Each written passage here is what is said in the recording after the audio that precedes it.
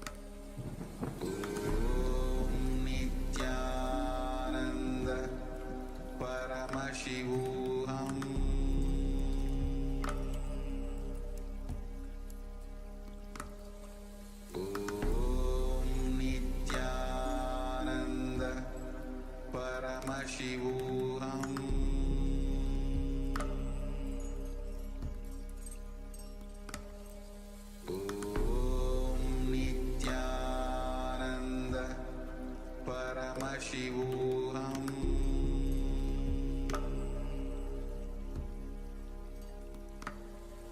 Om Nithyananda Paramashivoham.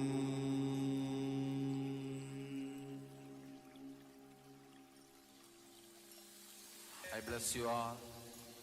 Let you all open all your three eyes.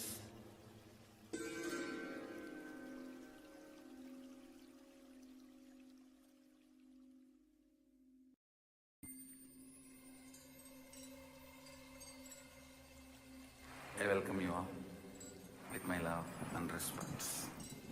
Let you all open all your three eyes. Om Nithyananda Paramashivoham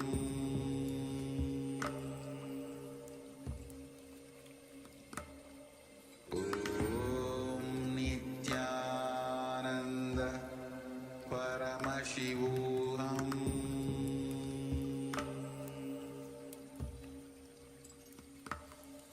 Om Nithyananda Paramashivoham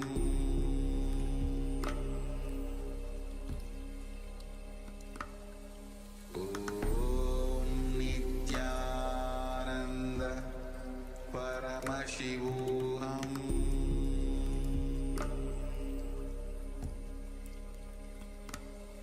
Om Nithyananda Paramashivoham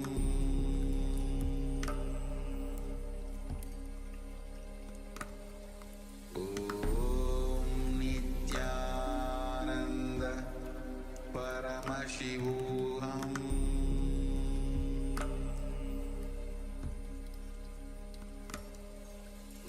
Om Nithyananda Paramashivoham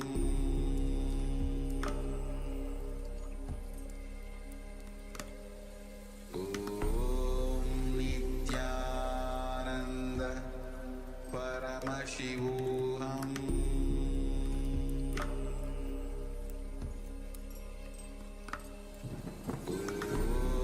Nithyananda Paramashivoham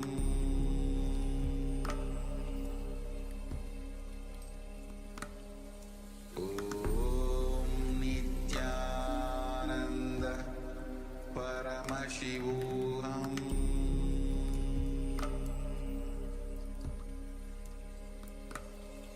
Om Nithyananda Paramashivoham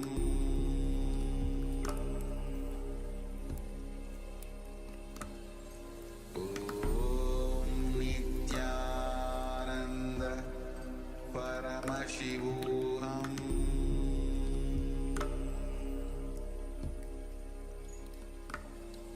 Om Nithyananda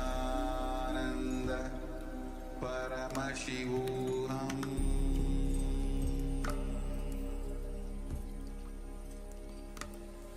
Om Nithyananda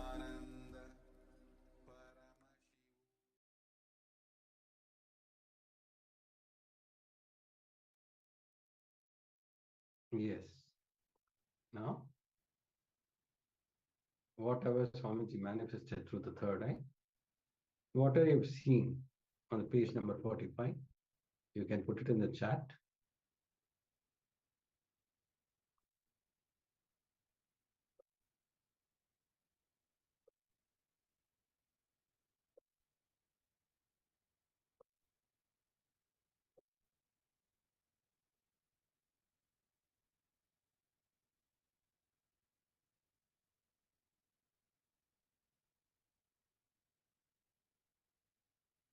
Yes, let's take a few moments to share. And then we're going to project the page on screen for all of you to verify your power manifestation.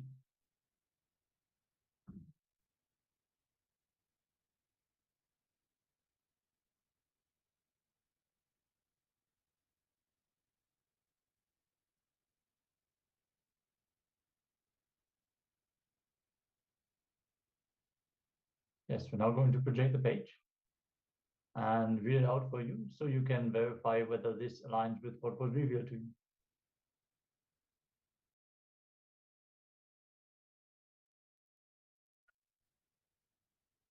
Drop the ego. A master is the one who makes you understand the purposelessness of life. When you search with a purpose, you miss reality. Because when you run behind the purpose, you miss the present. You simply miss existence. When you realize the purposelessness of life, a new consciousness starts blossoming in you. You will then understand that the diamonds that you were protecting all along are mere stones. You will understand that the things that you thought were great are mere toys. You will understand that money is not the real bliss that you are seeking. You are seeking beyond it. You will start looking at life as a great divine play of existence. You will enjoy the dreams, the drama, and play your role with utmost enjoyment and perfection. You will not live for goals. You will live for the sake of living and enjoying life. Understand that I'm not saying that you should stop earning money. Without money, there's nothing you can do in life. I'm only saying enjoy living every moment and make your goals just incidental. You must understand that the whole thing is just a drama and you are a player. When you get attached to goals, you miss this whole idea. In a drama, does it make any sense to get attached to your role or to another character or to anything? No. It will straight away seem ridiculous, will it not? In the same way, life is also a great drama, so don't get attached to it in any fashion. Just play your role and enjoy the whole show.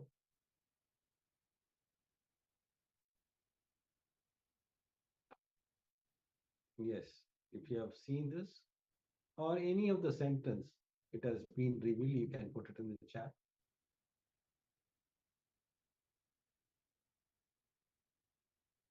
So that we can enter into the next powerful session from Swamiji. On Shivoham, you are not you. It's a powerful revelation from Swamiji. Have a book and pen along with you so that we can enter into the powerful session where Swamiji is revealing all the powerful cognition.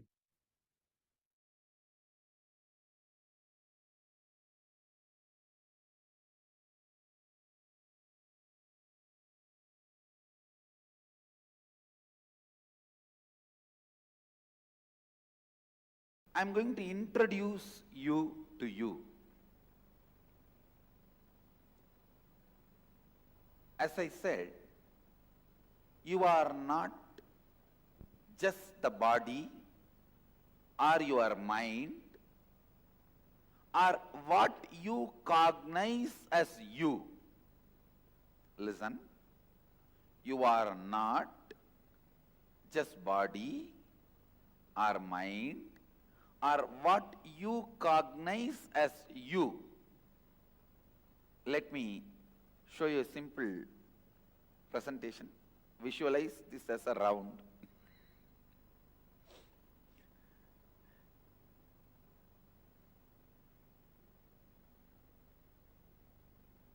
I am trying to redraw whatever is projected.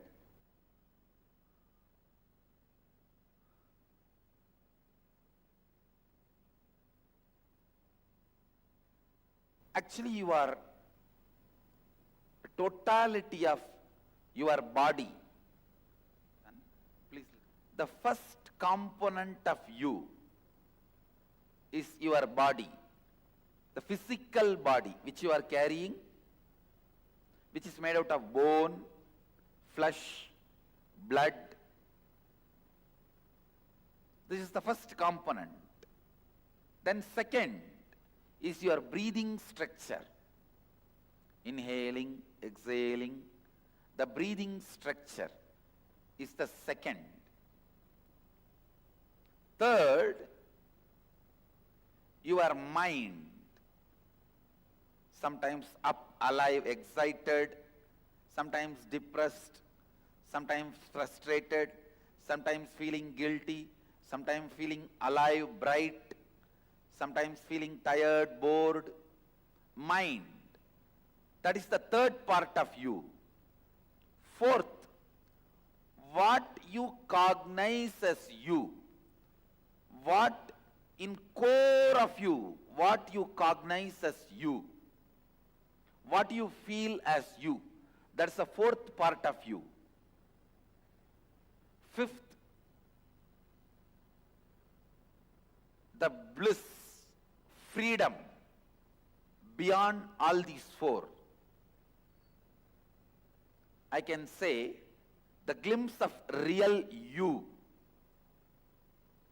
The real you is not what you think as you. Actually, the real you is covered by what you think as you. So whatever you think as you, your body, your breathing system, your mind, your cognition, when you penetrate all these four, then you realize the real you. You experience the real you. These 5 layers, in each layer you have certain mental patterns, incompletions. I can say that when you travel in city, if you are going from here and want to cross the city, so many diversions. Suddenly one political rally, take diversion. Then road is cut by PWD, take diversion. Road is cut by BSNL, take diversion. Traffic jam, take diversion. Finally, instead of crossing the city, you will end up back in the same road. No, that's what exactly is happening in our life. When you try to cross layer by layer and reach your core, please understand, every day, every one of you are struggling to experience your core.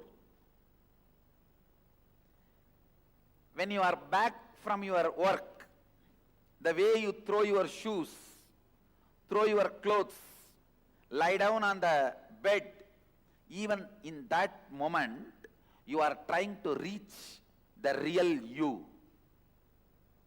Unfortunately, constantly you are facing the boards, take diversion, take diversion, take diversion. Each one of your mental pattern is take diversion board, no entry board.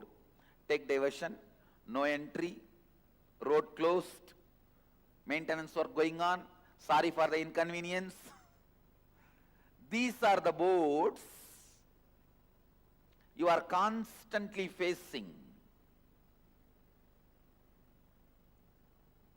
Every pattern, every incompletion you are carrying is no entry board which stops you experiencing the real you. The real you.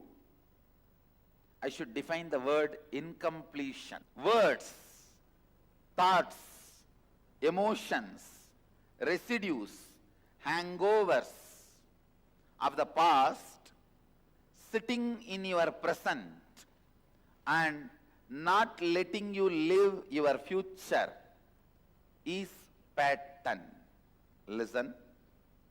Words, thoughts, emotions, hangovers, residues sitting in your past, not letting you live your future is incompletion or patterns. It can be as simple as morning cup of coffee. There are many people, without cup of coffee, they can't get out of their bed or they can't get out of their bedroom. Many can't even go for 1, 2, 3 without cup of coffee. Now it's a It's a physical level pattern. It can be as simple as cup of coffee and as complicated as always attracting abusive relationships.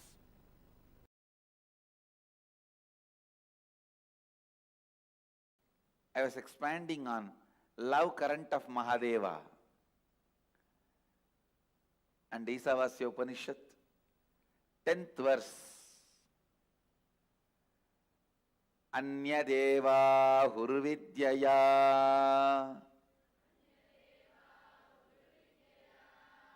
Anyata huravidyaya Idi shushruma dhiranam Enastat vichachakshire. Please recite along with me. Anyadeva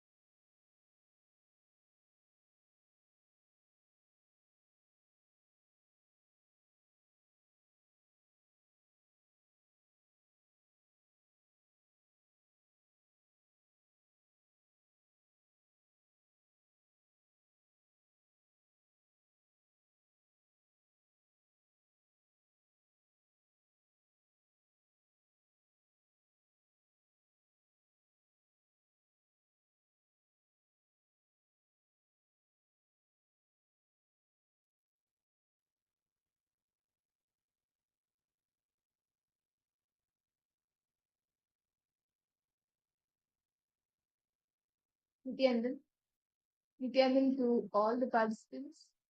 We all just had a beautiful revelation, guys, Ramji, on how you can achieve success. Can I request all the participants suppose what was the best understanding that you had, the best click that you got?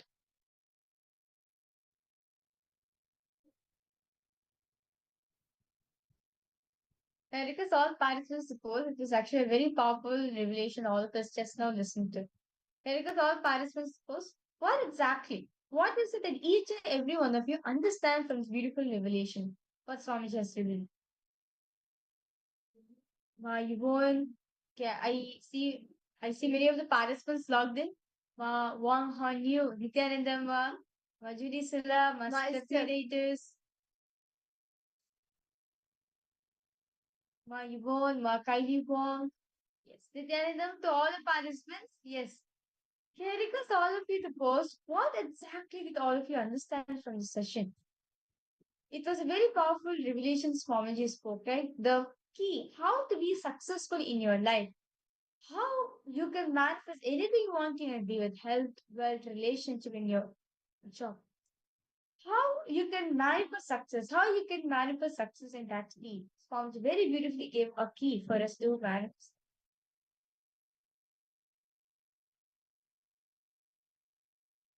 Vanganyu, do you have any questions, sir?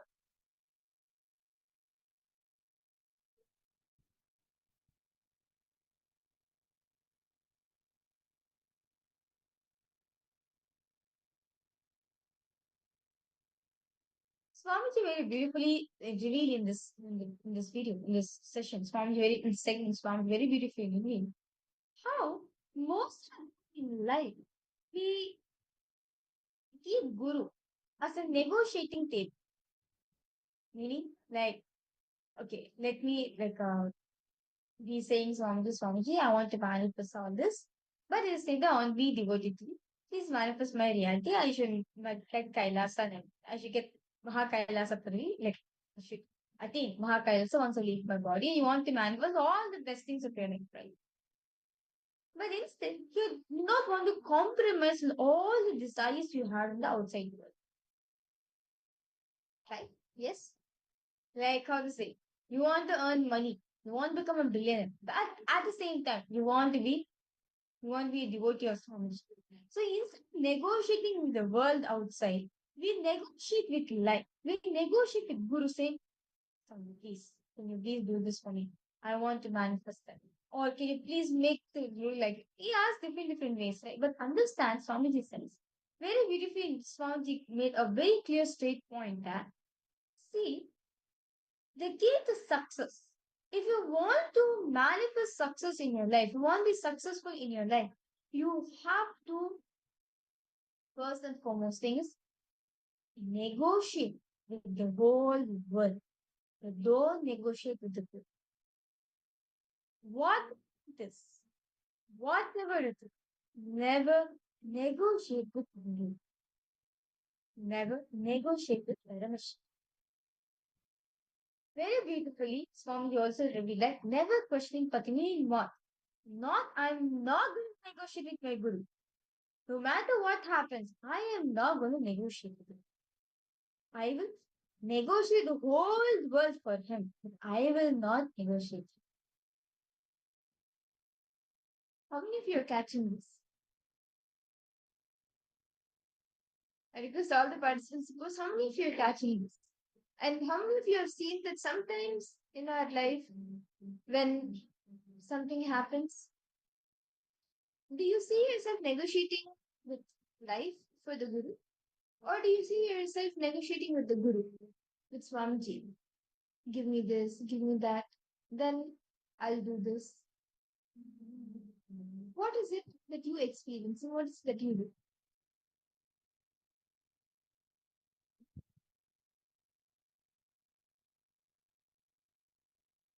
Actually, there is a very beautiful story in Swamiji's life. You can say this story contains actually so many powerful combinations. Whether it is not negotiating with the Guru or whether it is always following the Guru Vak. So many powerful combinations you can actually get from this one story where one day, like it's a daily routine for Swamiji to go to the Arunachaleshwara temple. And every time and like the entire area, it's also can hear the temple bells all the time. Like, when the temple bell rings, okay, Naivedyam is done, this Abhishekam is done, this Kala, this time is done. When the temple bell rings or when a certain event happens, the entire city, like the town gets to know, okay, now it is time for this. So one day, like Swamiji was with his gurus, Isaki Swamigal and Mataji Kutumbal. That time the temple bell rang. So actually, Swamiji was sitting with Ragupati Yogi and Kutumbal. So the temple bell rang, and the Naivedyam was ready. It was time for the Naivedyam, the prasadam. Like the Naivedyam, the offering was done. So the prasadam, it was being distributed. So Kupamal told Swamiji, why don't you get it and come? So Swamiji said, okay. And Swamiji went to the temple, to the Araneshwar temple. It was just nearby. So he went. It was right there, like actually right around the corner. And from the place where the Naivedyam was being distributed, the person distributing the Naivedyam also could see them. So Swamiji went to the corner where the Naivedyam was being served, and in the line he went. When he went, the person of giving the serving the Naivedyam, he gave like a lot, quite a bit. It was for one person only, but he gave more for Swamiji, and then he asked Swamiji, like, you're sitting with both of them. Like he knows that okay, they both are his gurus, and they're there. He just came from there. So he asked Swamiji, do you want to take some Naivedyam for them also? Like take some Naivedyam for them also. But just at that point of time, behind Swamiji, some of Swamiji's like the classmates and the other kids of that locality, they were standing. And suddenly Swamiji felt like, oh God, they will think that I'm taking so much Naivedyam, so much food. So they will make fun of me. So immediately Swamiji said, no, it's okay. This much is enough for us. For this much is enough. So he takes just the share of one person, and he comes back to his gurus, to Mataji Kupamal, to Mataji Vidananda Kupamal, and to Raghupati. Immediately seeing like only that much. So they asked, like, you got only this much? Swamiji said, yes, anyway, like both of you don't have much anything. So this much itself is enough. And like actually itself, Kupamal and Raghupati Yogi, they used to not have so much of food. So, but Kupamal asked, no, like what was the exact thing that happened? Then Swamiji told that these kids were standing behind. Actually, Kupamal will ask Swamiji, did the priest give you or not? Swamiji was like earlier, Swamiji is giving the justification that hardly both of you are naughty, so one share of food itself be enough. See, in the Ardhachaleshwar temple, right, they have a figure right after the prasad, right after Naivedya is offered to Paramashiva, they immediately give that this is a prasad for all the devotees who come there. So it will be served in a huge quantity that too. Like since so many people will be visiting the temple, right? So they make naturally they'll make the Naivedyam in a bigger quantity. So the person who's receiving, like the devotees who are receiving the prasadam also, they'll receive it in a bigger way. So they got one, it's so much. So Swamiji is saying that anyway, both of you will hardly eat food. So one share of meal, one share of prasadam is enough for you guys. But Kupamal asked, did the priest give or not? And he said, yes, the priest gave. But I did not take it because two of my friends were there. They were standing behind me. And if I take two shots, they will think that I am a food person and I stay in the temple just to take prasadam only. And I don't do anything. I be only in the temple just to take the prasadam only. That's the Kumbal and Raghupati. Both the serious to Swamiji realized that there's no casualness, there's no playful, they're serious. Said, Kupamal said very beautiful. Kupamal said, now you go beg in the street. Beg in the street beg in your grandfather's street and come. Swamiji went. Swamiji did not even think, okay, what will the people think? What will my friends will think if I do begging? That too, Kupamal is very beautiful, particularly.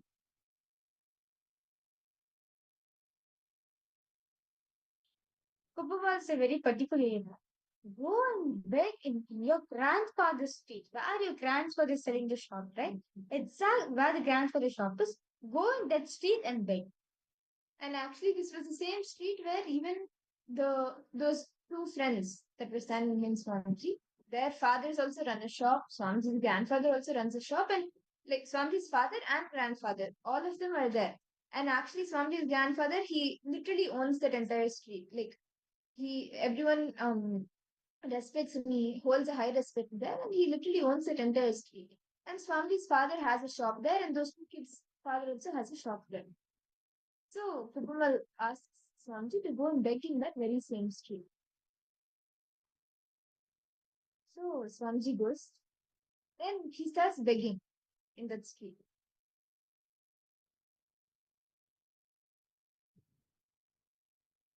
Swamiji goes and he starts begging just because he followed the Guru. Like he starts begging and he comes back with whatever little bit that he gets in the begging. So what happened is, so Mataji Kupuma will tell to Swamiji to go and beg in the same street where the grandfather owns a shop, the rice mill actually, in the Tiruvannamalai, right? In those days and all. Swamiji's grandfather, Rajamurli Artata, he was very famous, well known in the whole Tiruvannamalai. And he is literally the head. So, and of course, since he's well known in Tiruvannamalai, also they know this grandson also, they know Swamiji also. So naturally, Swamiji has to pride in him, no, I am the grandson of the winner. So Mataji Kupumal told Swamiji to go back in the same street. So Swamiji goes without any thought current, without having anything in the mind. Oh, what will the friends think? What will people will say in the street? Will tell me nothing. Swamiji did not think about anything because Mataji Kupumal says, because Guru Mata says, because my Gurus have said, let me go and do. So first Swamiji starts. So he goes starts begging. And soon what Swamiji had was Swamiji's hands was not enough. Swamiji literally say that Swamiji had he hired in one cart itself. Swamiji hired in cart and literally like so much people were giving. When Swamiji went for Bhiksha, right? So much people were giving to Swamiji. Literally at the end when Swamiji came back from the Bhiksha, one cart full of Bhiksha items Swamiji got it and offered that at Swamiji's offered that as Mataji Kupamal and Vivekanand Mataji Kupamal and Raghupati Yogis offered that Bhiksha also there. Next morning, both the friends know who was there behind Swamiji, who was also collecting, who were also getting the prasadam. Both of them asked, "Hey, what were you doing yesterday? Did something special happen? Did some Venkateshwara Vratam? So what were you doing yesterday? That you're doing the still as also." And inside Swamiji's inner space, Swamiji was thinking that for both of you only, I went for begging yesterday.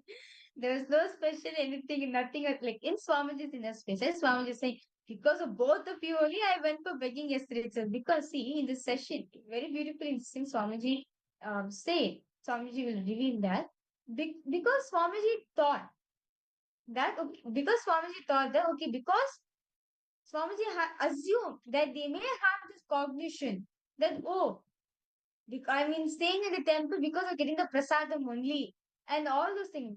So, when Swamiji went for begging, right? When Swamiji went for begging in the street, that ahankar, that identity Swamiji carried, what Swamiji assumed, humility broke in Swamiji.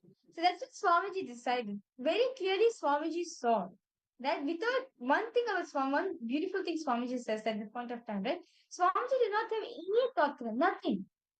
Because his Guru said so. Let me do. That makes Swamiji to be successful. Because of that, right? Even now, whatever the abusers say, whatever it is, Swamiji does not get cheated. So understand, in the satsang Swamiji said, right? To success. If you want to be successful in your life, right?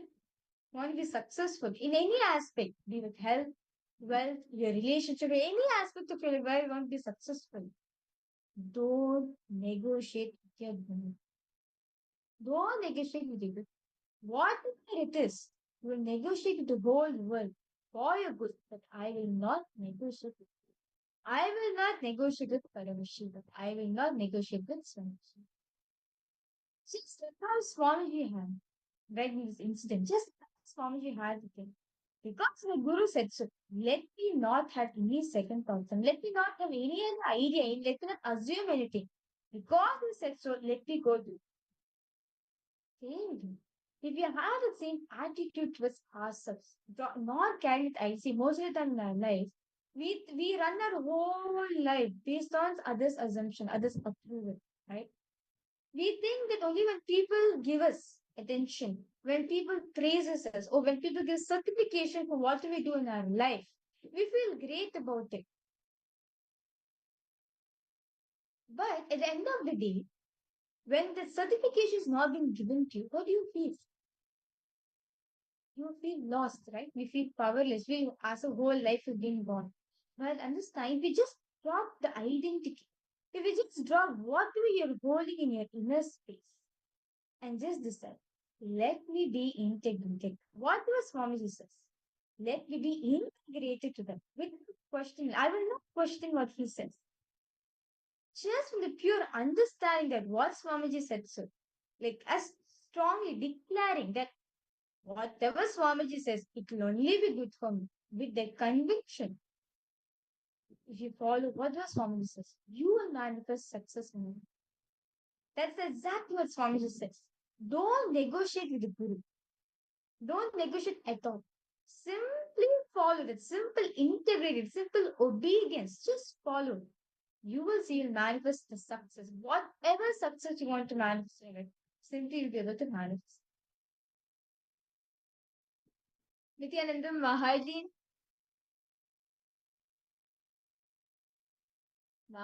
Makaili Wong, Ma Yuan, Nithyanandam.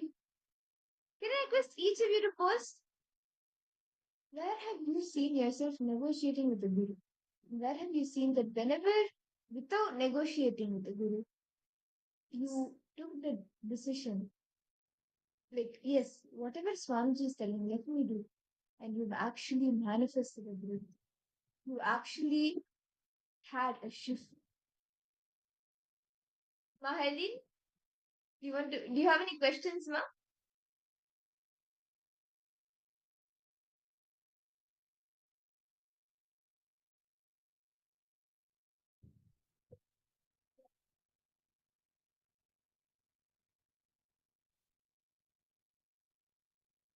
Can I request all participants to post? What is it that clicked with each and every one of you? Because it's actually a very powerful message Swamiji gave in this satsang, in this revelation, that never negotiate with the Guru. Instead, negotiate the whole world, but don't negotiate. Instead, in life, we do the opposite. Can I request all participants now what to write down? Clearly, if you can write in piece of paper. Where in your life, what are all the situations in your life where you negotiated with Swamiji, where you negotiated good, write it down, details. Where you negotiate with with Swamiji, but not the whole. Please write them detailedly as possible. What are the areas in your life? What are all the fields in your wherever, anything, whether personal or whatever, in any aspect of your life. Where are the areas? What are the areas in your life where you have negotiated with people? Please send it down detailedly as possible.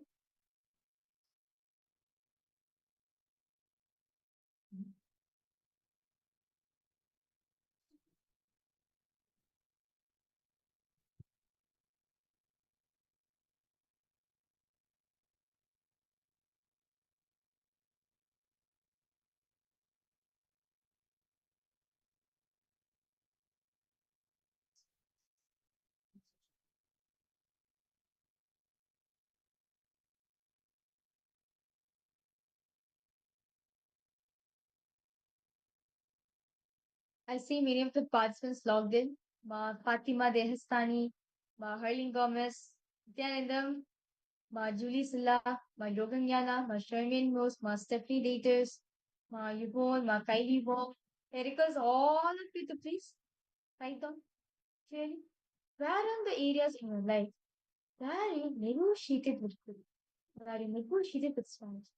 Please spend it up detail as possible.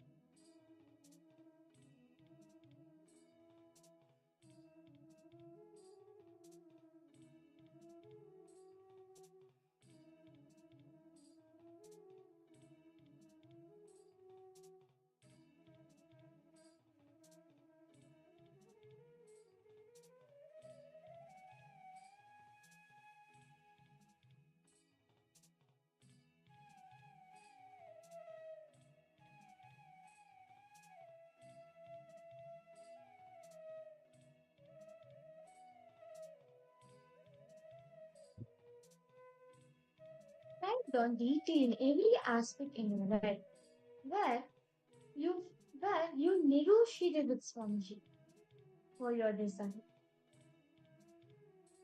Instead of negotiate the whole world for it, you negotiate with Swamiji for you. Detail pen. It can be whether good, bad, anything. In any aspect of your life. Detail pen. Look into your life and see where are the areas that I negotiate with Swamiji for manifesting my desire, for getting what I want in life. It could even be as simple as Swamiji told you to do yoga every day or take high tech every day. But every day you give some other reason to yourself. You negotiate with Swamiji instead of negotiating with your own mind. That means that we sleep for minutes. Or high tech is too bitter. Let me take it tomorrow. Let me skip it. Whatever. They we negotiate with the Guru. Then that time.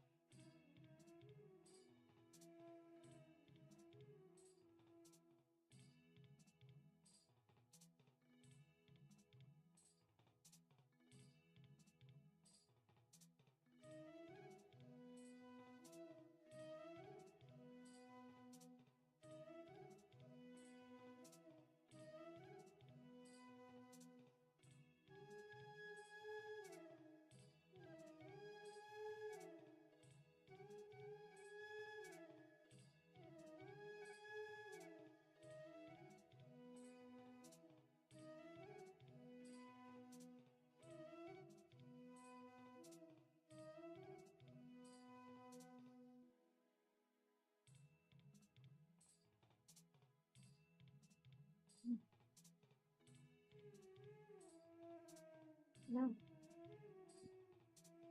I hope all the participants, all of you, have been able to see where exactly you have negotiated with the guru.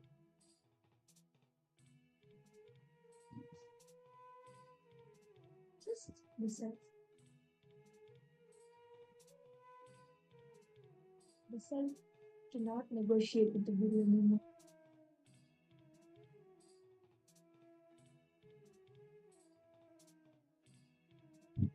Take a minute to make that decision.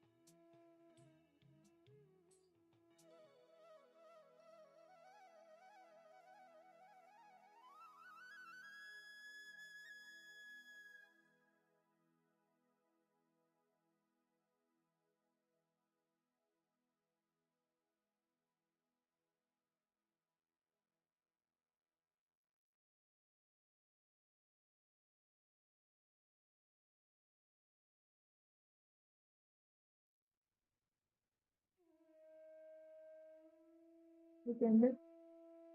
I hope all the participants, all of you, have been able to complete writing down all the times you negotiated with Swamiji, and you have been able to take a decision to not negotiate anymore. When Swamiji says something, understand it is the best for you. Never negotiate with you. And if you just see, whenever you don't negotiate with the Guru, you manifest much more than what you lost. You may have lost something, or you may be scared of losing something. Some thought kind would be there, right? Behind which you negotiated with the Guru. But when you don't negotiate with the Guru, when you just do what he says, what Swamiji says, the Guru says, you will be showered with nature. Actually, there is a beautiful incident from the life of Parashurama, the one of the incarnations of Bhagavan Vishnu. So he was a Brahmana, but he was a warrior, and he's actually known for taking the vow to destroy the Kshatriya clan, but that's for different reasons. But one thing, like one incident in his life, this happened between his parents, Rishi Jamadagni, and his wife. So what happens is, one day his wife, Jamadagni's wife, she goes to like a forest and a pond area, and there she sees like a couple, like they're together and they're intimate. She visualizes the same thing with her husband, with Rishi Jamadagni. She goes back to the ashram after this, to the house, like the ashram. But see, actually, the women at that time were so chaste, and sometimes, like, the kind of thought currents that were there were like so pure, and it used to never get corrupted. But this small thing could have corrupted the Parashurama's mother's mind. So the moment she goes back to the ashram, Rishi Jamadagni, he like before the thought current could even enter the being of his wife, he orders his sons. He asks his sons to cut the head of the wife, like his wife, which is Parashurama's mother. But none of the sons, like, of course, it's like, oh my god, killing the mother, like beheading the mother. So they say no. Then Rishi Jamadagni, he asks Parashurama. He tells Parashurama to do this without a next question. Parashurama he knows that whatever Rishi Jamadagni, his father, is telling is for the best. So without a second question, he just takes the axe and beheads his mother's head. But after this, the slightest of corruption does not enter into the being of Rishi Jamadagni's wife. And she is actually brought back to life. Parashurama asks to the groom, like being so happy with that Parashurama listened to Rishi Jamadagni. To his father, Rishi Jamadagni gave him a groom, like asked what does he want. And Parashurama asked for his mother's life back. And she is brought back to life, but continued to have the pure inner space. So the corruption did not reach her being. But from this entire story, Parashurama like being guided by his father without any question. When his father said to do it, he just did it. No negotiation, no question. And what did he get out? The entire family, the entire happening was auspicious. Right? Just understand. When we never negotiate with the guru. Same way, Swamiji is calling all of us for the Paramashivoham program, right? He is inviting each and every one of us for the program, telling us that he sent us for enriching, and he is calling us back. Where did we go?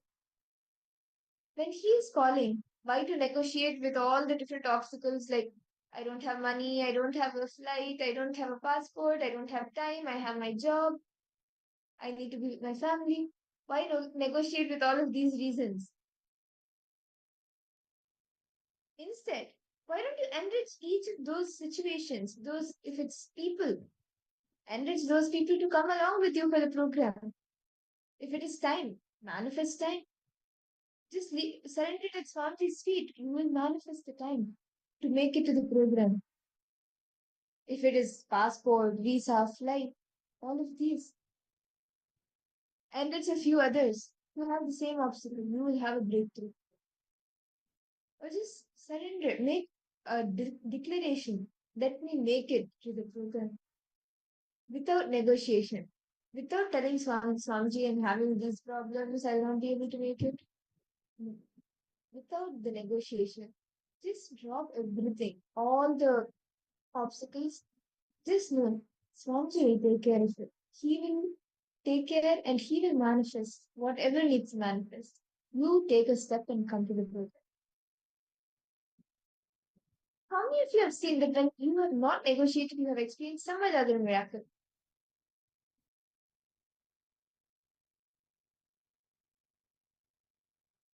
Maharid, Mahakailibong. Come on, each of you can post.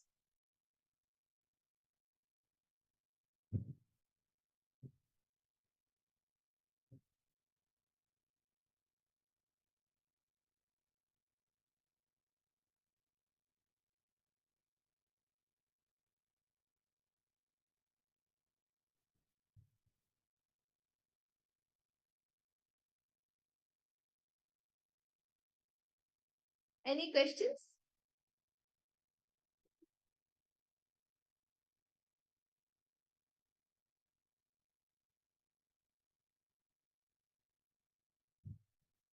How many of you have signed up for the program, for the Paramashivoham program? Ma Harleen, are you making it to LA for the program?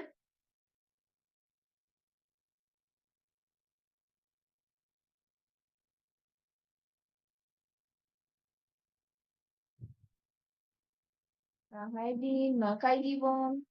Ma Kylie Wong, come on, why don't you take the step?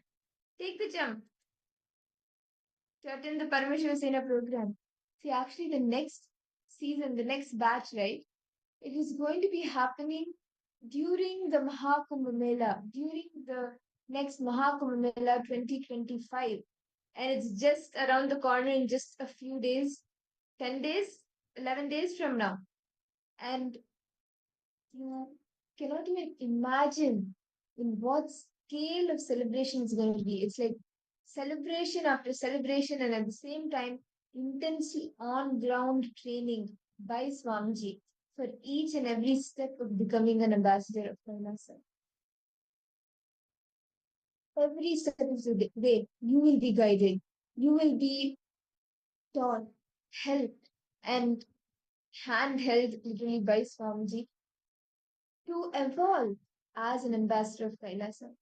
On ground training for AI, leadership skills, and even the spiritual competence. You will be trained in your spiritual competence to build your spiritual competence. How many of you have signed up already? And how many of you are still yet to sign up? You're having some resistance. But you want to, somewhere you are feeling, yes, I want to go for the program. But you're having some resistance or some obstacle.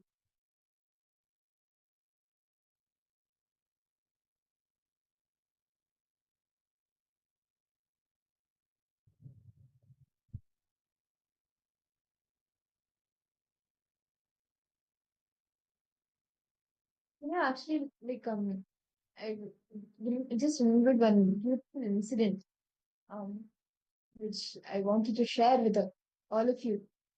There's, you can actually say this is also not negotiating with the brain, and also you can understand very beautifully how when you leave everything and choose the Guru over everything, the Guru, Swamiji will manifest everything for you.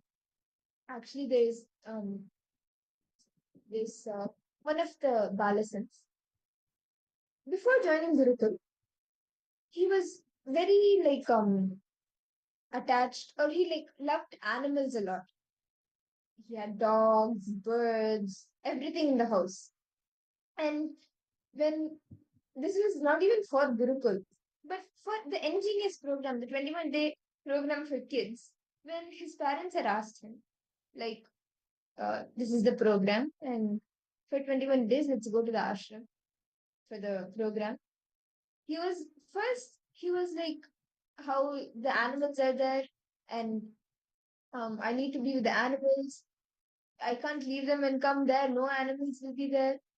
So there was initially some resistance. And the parents were trying to convince him with some reason or other, no, why don't you come? You will have more friends. You will learn this. You will learn that. You will learn yoga. You will learn pool, everything. Different things. Like how it was a young boy, right? So the parents were trying so many different reasons. Like, why don't you come to the program? It's okay. Just 21 days. The animals will be here. Only we can, or 1 or 2 we can get there and come. And there also animals will be there. It's okay. But still, there was some resistance. Then one day, he heard one satsang of Swamiji's, and he got a click. Something clicked with him. Very it shifted something in him that he decided, okay, let me go for the program. Let me go for the program. It's just 21 days. So he told his parents. And within the next few weeks was the program. So they went to the Adiman for the program. And after this, what happens? After the program, they joined Gurukul. And in Adinam, Swamiji literally brought so many animals. There were ducks, there were dogs, there were guinea pigs, chickens, birds, pigeons, and everything. All animals, monkeys, everything was there. And Swamiji just showered everything. When you choose the Guru over anything, Swamiji will just remove all the obstacles, and whatever you desired for, Swamiji will make it happen. Swamiji like literally showered that on you. So Ma Harleen, what is your decision? Ma Harleen, Ma Kylie Wong, Ma Yuan. Yes. Canada Ma Stephanie Datus. Hi Ma.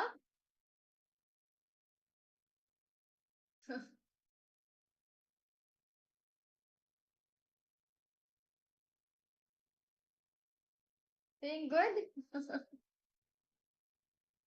Yes. How are you feeling, Ma? Did you do the completion? Did you do the completion process as you took? How are you feeling exactly within yourself? That suffocation which you're feeling inside yourself as you're sharing, then the suffocation which you felt inside yourself, that you feel like you can't take better decisions in your life, and the self-thought which you're having within yourself. How are you feeling with that, Maha? Like, can I request you to share?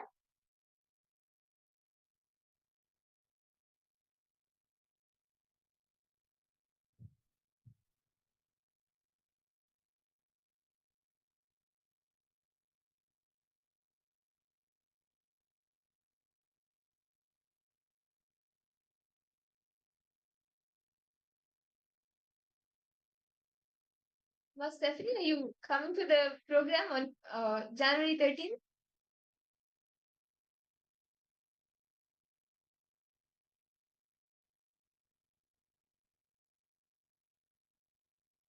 Were you able to look into the resistance?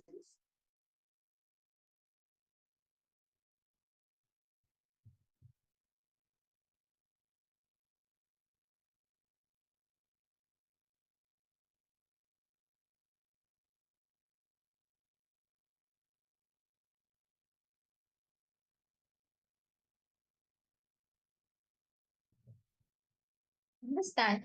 When you choose Guru, meaning when you don't negotiate the Guru, just do as it is what Swamiji says.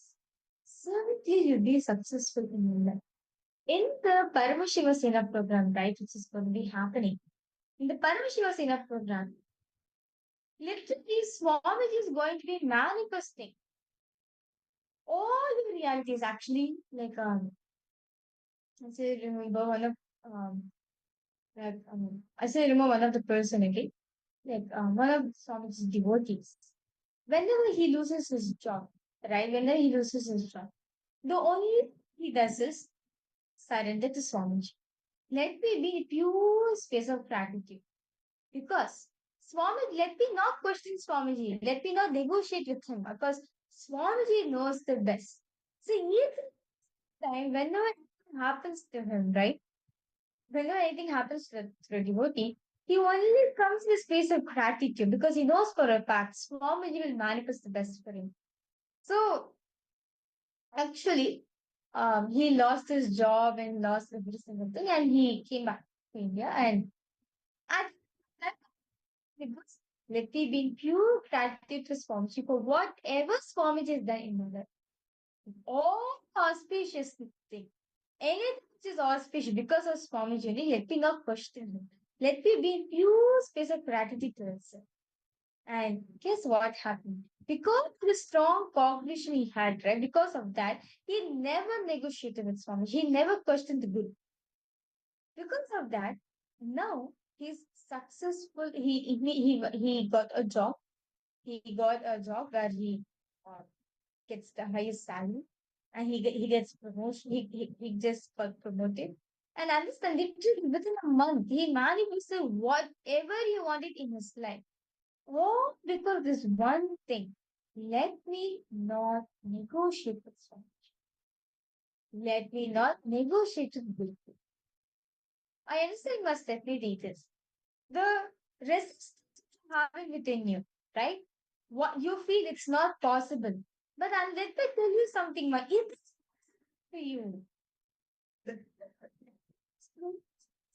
Understand? If Swamiji can move from continent to continent, move things and make Kumbh Mela happen in a global scale, understand, he too can manifest your reality. Swamiji says very beautifully, I'm asking you to take only one step, just one step to you. But I've already taken millions of steps, only to request you to take one step itself. Understand? If one step towards Guru, the Guru takes thousands of steps, 10 steps for you to manifest whatever you want in your life. But unfortunately, we are not ready to take that step. We are ready to negotiate. We're ready to go to the extent and negotiate with him. But not actually understand why he's saying so. Because see, Guru knows everything in life. Just by listening to him, right? Just by listening to Guru, whatever Guru says, soon too you'll be able to manifest anything on your life. Must definitely either see the resistance which you're carrying within you. What are you resisting? It is actually nothing. It's just deep self-hatred, self-doubt which you're carrying within yourself, which is why you think anything in my life is impossible. Because actually, I'm able to say very clearly, Swamiji just revealed from me. So you must definitely this. There's someone in your life when you were small, right? When you were really young, and you wanted something like something which is really dear to you, really wanted some objects. Swamiji showed me very clearly, and because of that, like you went all out to your parents, to your siblings, to your cousins, and everything, just for you to get this one object. But unfortunately, you are not able. Even if you felt the object was so dear to me in my life, I really need that object. But still, whatever it is, because of the what the issues, because of the money issues, I think you're not able to manifest a certain thing in your life. Must definitely request you to post my as I'm doing a scanning page, you can just review in the if you can just post in the chat section that you're able to relate with it. Great. So because of that, because of this, as you grew up in your life, be it when you went to college, be it when you started working or anything, you feel like I'm bound by society, I'm bound by people. I can't manifest anything I want in my life. If manifest anything in my life, I need to do hard work for it. It's hard for me to manifest what I want. Because of that only, even this decision, I think it's impossible for me. It's coming up. See, in my life, anything which is so dear to me will not manifest. Because of this fundamental cognition that life is always there to take me what I need. So it's ready to take up, remove what's the dearmost thing in your life. Mas Stephanie, are you understanding? Are you able to do?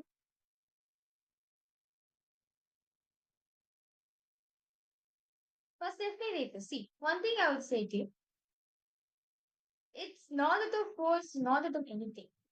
Just have a mature conversation within yourself. There's an opportunity door Swamiji is giving to you that you can become an ambassador of Kailasa, you become a Rajya Sabha member of Kailasa. No, above all, Swamiji knowing it personally.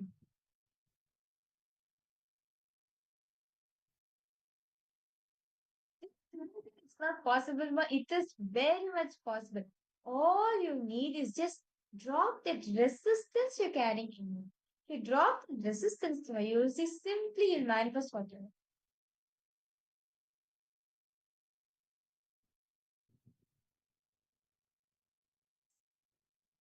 So, Ma Stephanie, I hope that answers all your questions that you may be having. And yes, Ma Kylie Wong, Ma Yuan, Ma Irene. I see many of you have already signed up. Why don't all of you take a few minutes and enrich others as well, enrich your friends, your family members for the program? Because in this program, you get hands-on training to build your spiritual competence, and become an ambassador of Kailasa. Become a Rajya Sabha member of Kailasa, the founding members of Kailasa's Rajya Sabha. And whether it is through the entire routine, the food, or whether it is the hands-on training and the guidance, direct guidance by Swamiji, every single thing is to build your spiritual competence. And literally, by the first few days of the program itself, you will see such tremendous transformation in you. And by the end, it will be like an unimaginable change, an unimaginable transformation. How many of you here are interested to join, to sign up for the Paramashivoham program? I see many of you have already signed up, Mayuvan and Pavanaya. Many of you have signed up.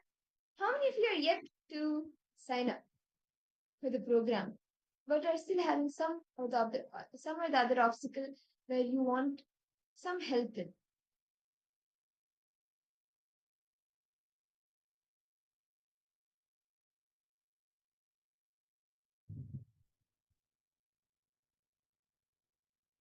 Nithyanandam, Pavanaya.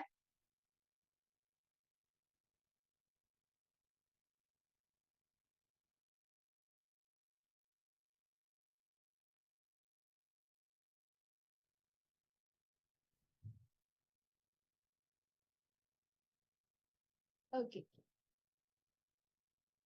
See, understand. Yes. Nithyananda Pavanaya. Are you joining for the January 13th Paramashivoham program, Aya? Have you uh, already finished all the setup and all the arrangements needed?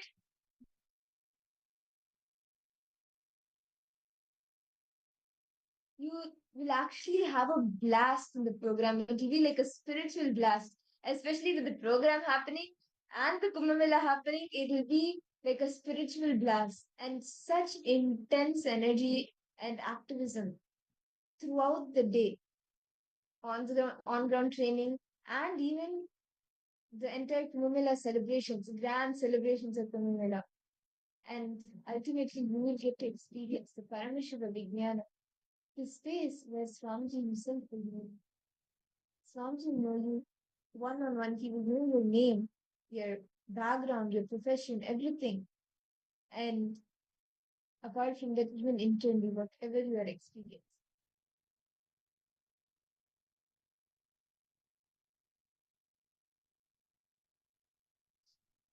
Mark, everyone, are you ready for the program?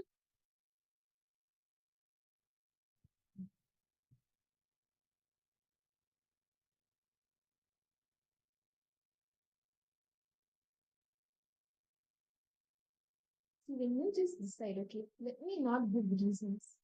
Let me not negotiate with the guru. Let me just make it happen. Let me manifest that reality. Swamiji will come rushing to you to make it happen. Yes, Kavanaya, you have posted a message.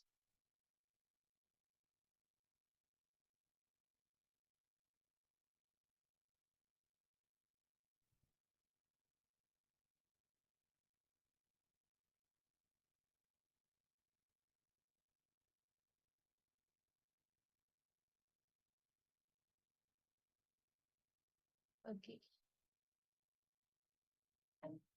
Ma, Irene, come on. What's the obstacle you're facing, ma? Ma, Irene Namos.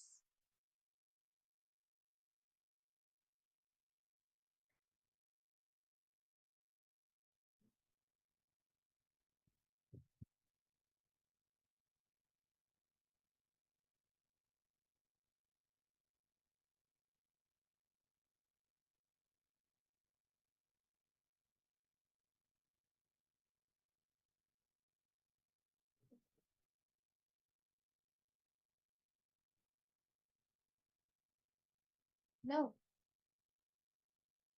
see, in the program, in the Paramashivoham program, all of the participants, each and every one of you have signed up for the program. You will get to experience a different dimension, a different level altogether, whether it is in the lifestyle, whether it is in the on-ground guidance and training by Swamiji, in every level, you will have a breakthrough, physically, mentally, everything. So if you have not signed up yet, take a moment and you can head to ecitizen.info/PSS and sign up, as this is going to be a tremendous breakthrough for you to have and build the spiritual competence. It will be literally the place where you can decide, let me break all my fakeness and just surrender to Swamiji, manifest Swamiji through me. And with that, now let us all take a few minutes and actually immerse ourselves in the devotion for whatever Swamiji has blessed us with today. Let us take a few minutes and immerse ourselves in that gratitude and devotion to Swamiji for showering us with everything through the Sankirtana, singing the praise, the name of Swamiji, the glory of Swamiji.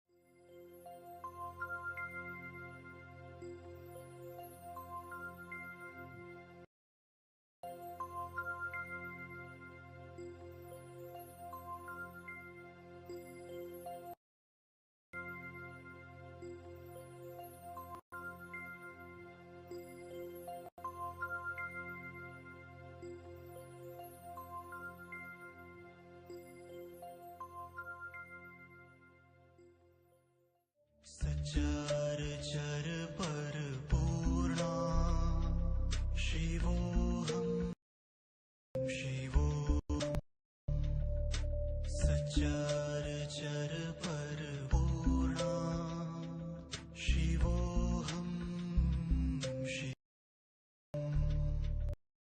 Nityanand स्वरूपा शिवोऽहं नित्यानन्द स्वरूपा शिवोऽहं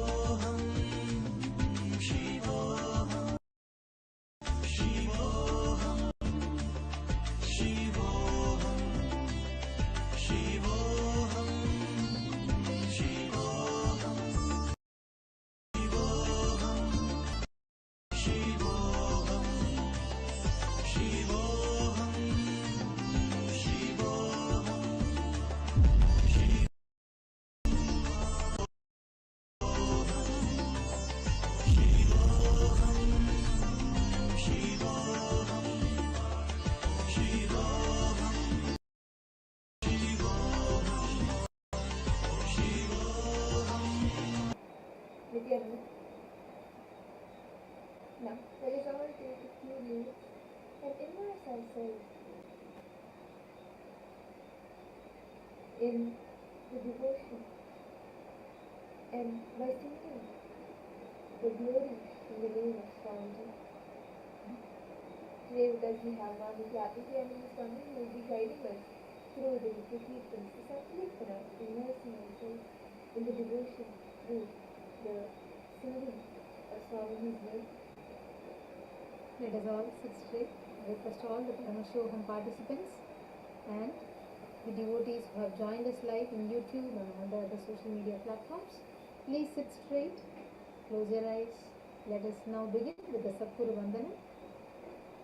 Nithyanandam Paramasukadam Kevalam Jnanamurtim Dvandvatitam Gaganashadrisham Tattvamasyadilaksham Ekam Nityam Vimalamachalam Sarvadi Sakshibhutam Bhavatitam Trigunarahitam Sadgurun Tam Namami.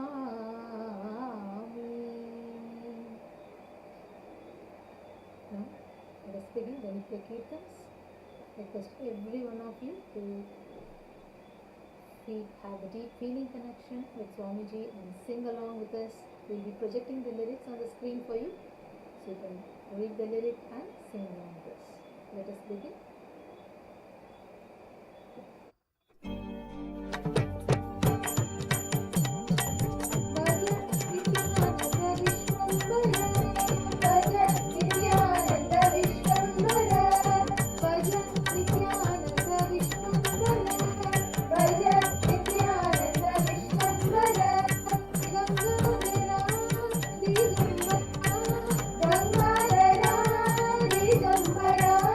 Ganga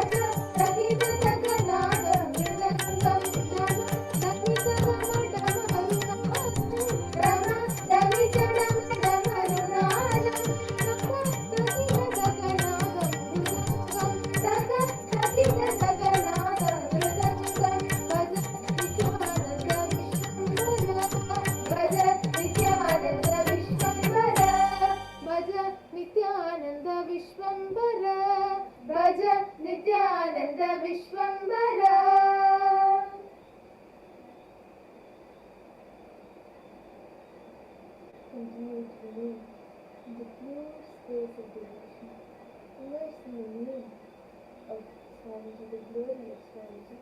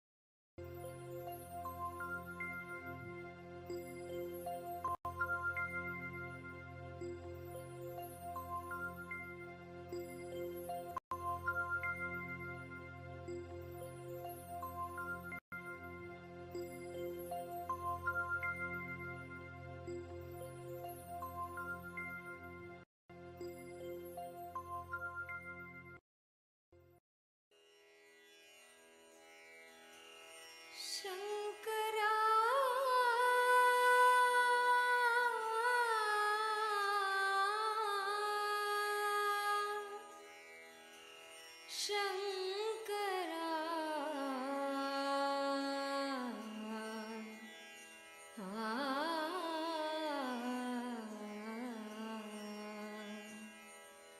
Nithyananda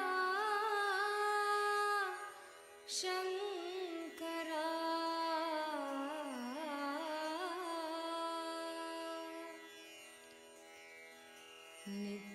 Nithyananda Shankara Anandeshwara Shankara Nithyananda Shankara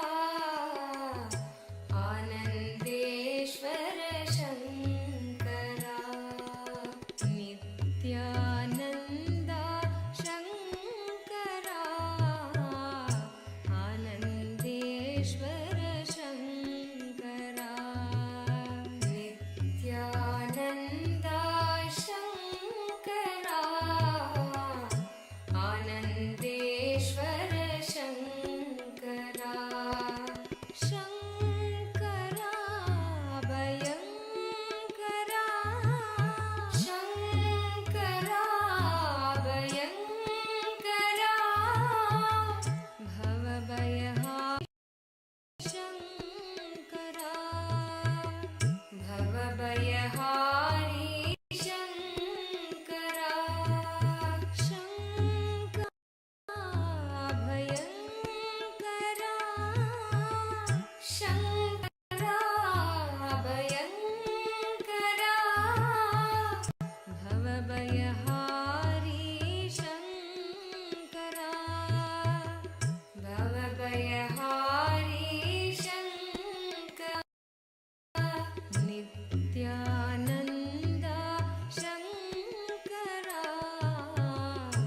Anandeshwar Shankara Nityananda Shankara Anandeshwar Shankara Nityananda Shankara देश्वर Shankara Nityananda Shankara Anandeshwar Shankara Shankara भयङ्करा Shankara भयङ्करा भवभयहारी Shankara भवभयहारी Shankara Nityananda Shankara Anandeshwar Shankara Nityananda Shankara Anandeshwar Shankara परमात्मा शिव शङ्करा पावन पुरुषा शङ्करा परमात्मा शिव शङ्करा पावन पुरुषा शङ्करा परमात्मा शिव शङ्करा पावन पुरुषा शङ्करा परमात्मा शिव शङ्करा पावन पुरुषा Shankara नित्यस्वरूपा Shankara Nityananda Shankara नित्यस्वरूपा Shankara Nityananda Shankara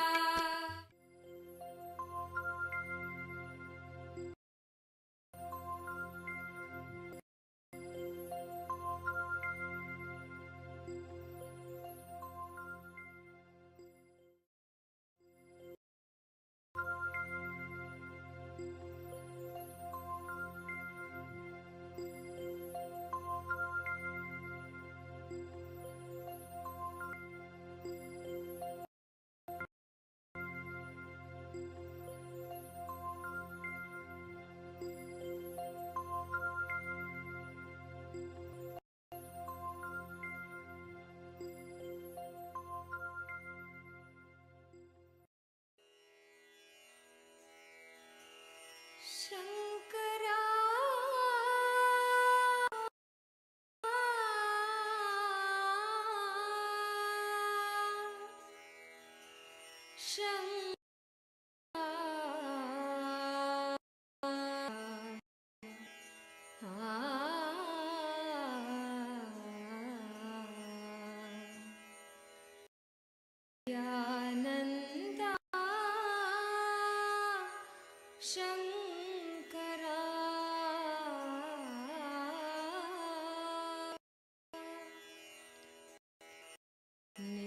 Nityananda Shankara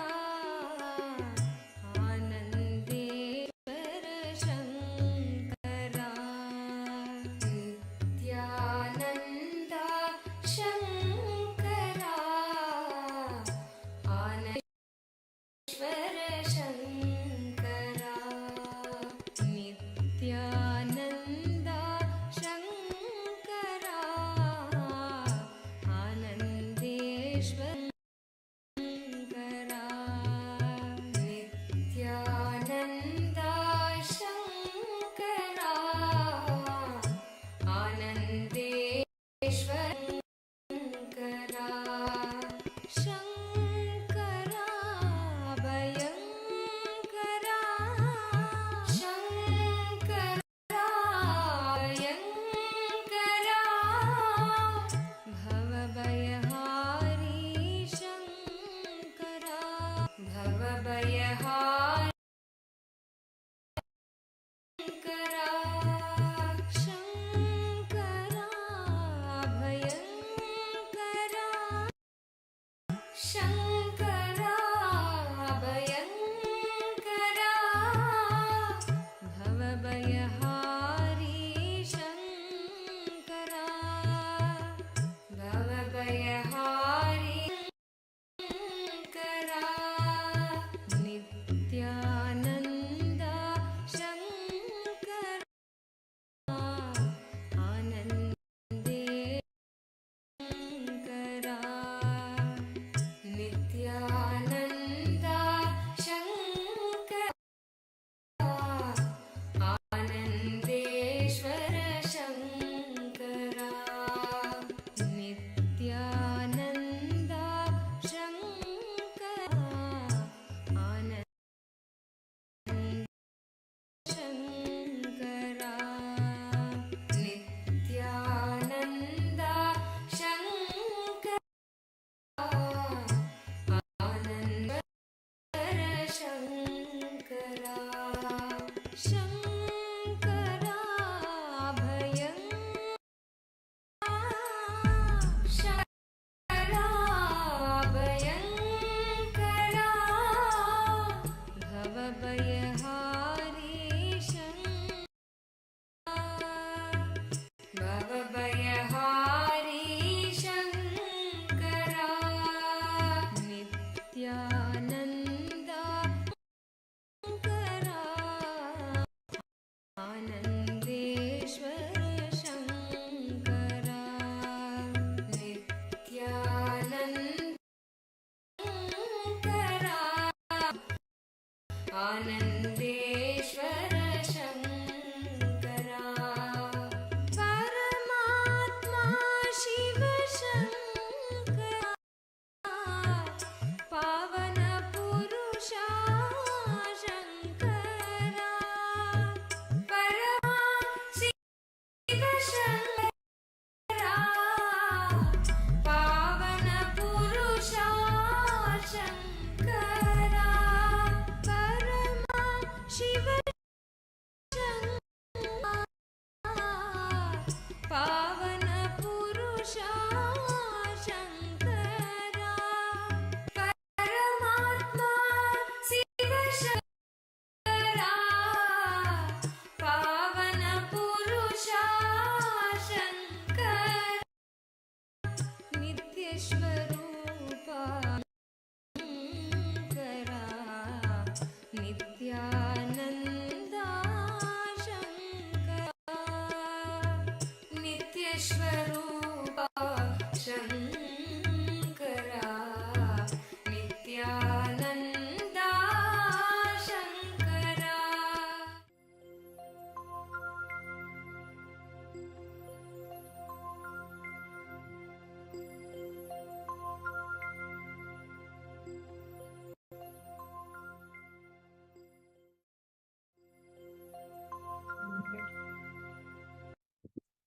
Nithyananda, I hope all the participants, each and every one of you, enjoyed the Sankirtana and understanding that's basic connection.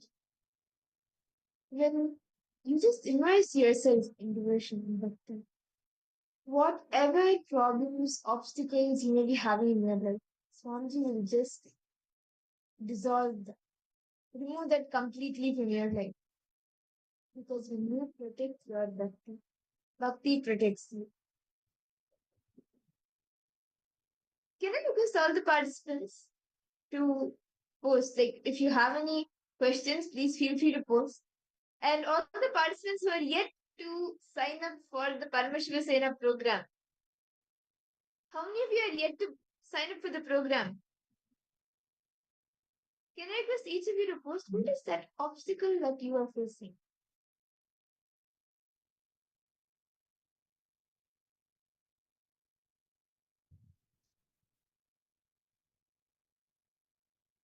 And Pavanaya, it's very good that you're almost there.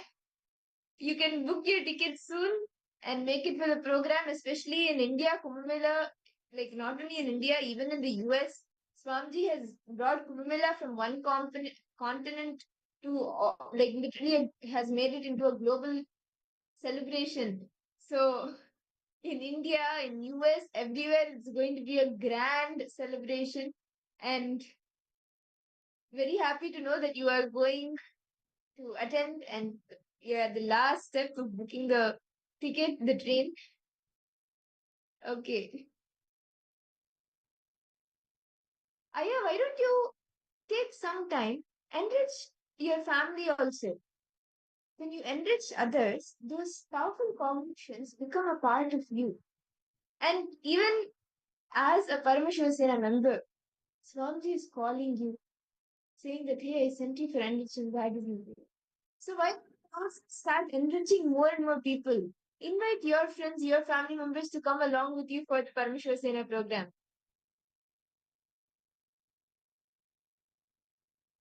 Ma Jean Ramasamy, Nithyanandam, welcome.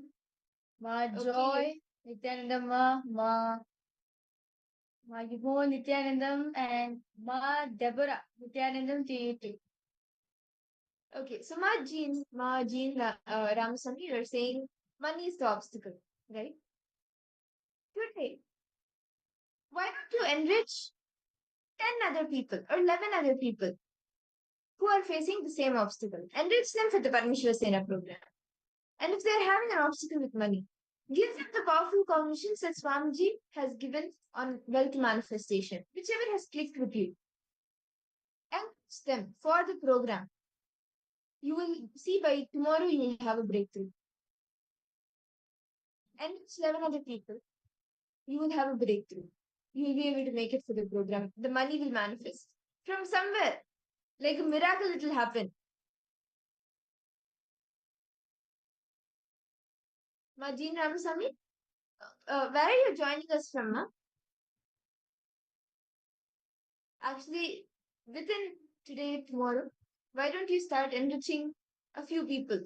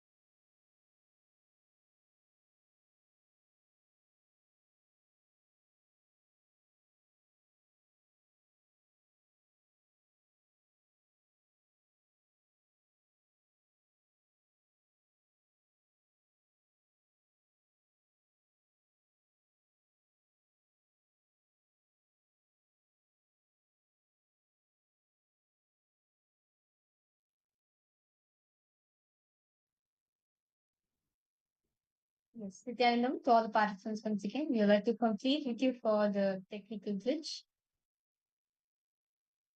So as I was sharing earlier, Marji, why don't you enrich in the next few hours and maybe even tomorrow? Why don't you enrich 11 other people for the program?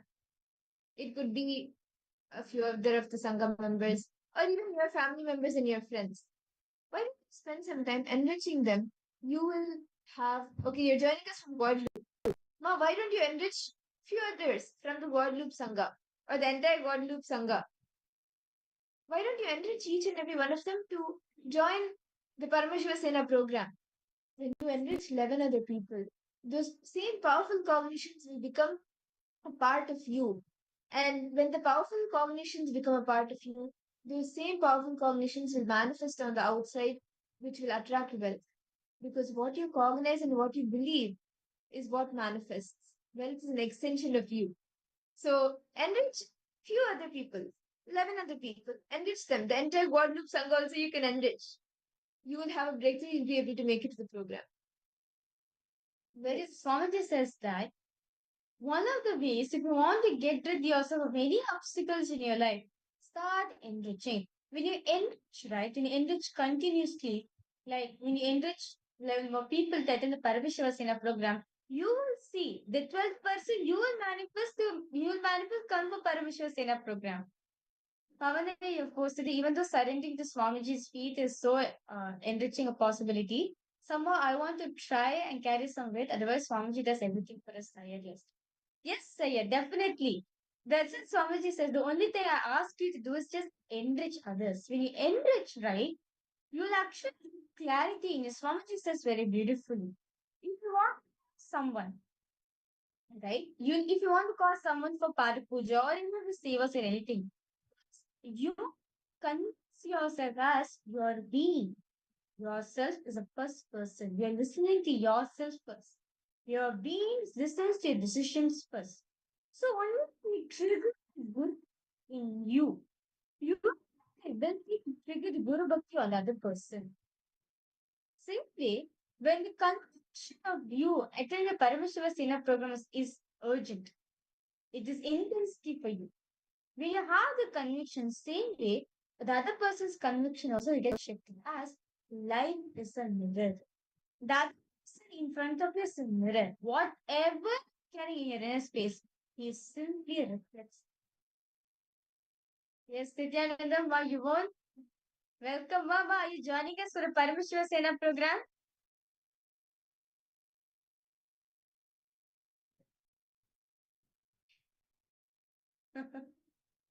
Yes, that's great. That's great. So I understand Pavanaya.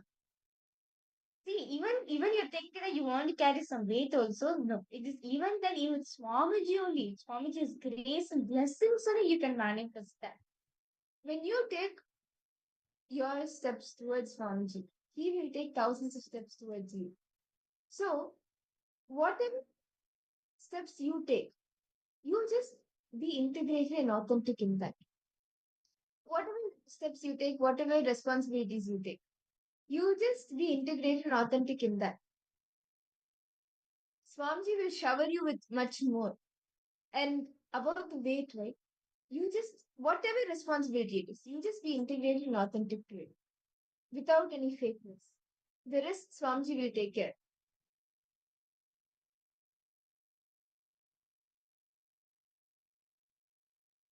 Pavanaya, is any of your other family members also joining?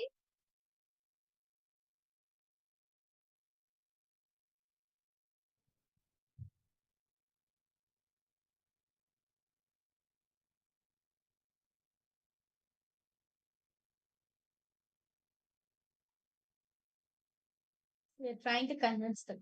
See, Aya, don't come. Oh, okay. No problem, Aya. See, one thing, Aya, why don't you enrich your family, your close family, your cousins, or your friends also? That's also fine.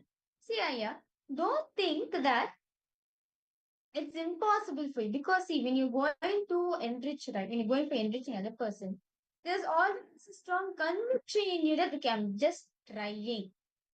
That means there's already impossibility which is setting within yourself. Are you understanding, Aya? Only when you declare, I will enrich them. I am enrich them. You are going to enrich them. The word trying is yes, already. But when you make a strong decision that I am going to enrich the other person, simply the other person will listen to. Simply what enrich you're causing the other person for, simply get enriched. As you're putting a strong decision. As Swamiji says, if you have the will, not if buts are ranking zero, just will. If you have the will to manifest it, you manifest it that. Are you understanding, Bhavana? Any questions?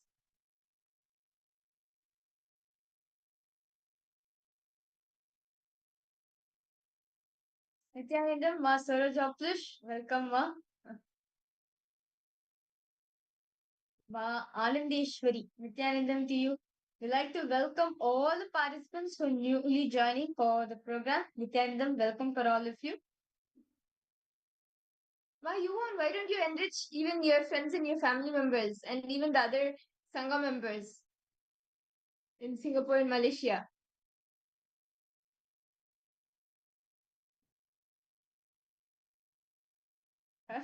You'll have a huge team of Rajma members in Singapore and Malaysia. And it'll be like so many ambassadors, so many extensions of Swamiji in Singapore and in Malaysia and all around the world, going from one place to another, enriching, enriching, and enriching, being his own extensions. Ma Deborah, Nithyanandam, are you joining for the Paramashivoham Sena program?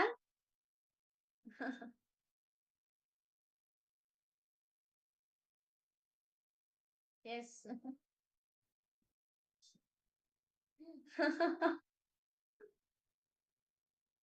Yes, Ma Deborah, you're joining for the program. Come on, man, the amount of joy, the amount of the amount of joy you have, the amount of devotion you have towards Swamiji, you should not miss Paramashivoham Sena program, Ma.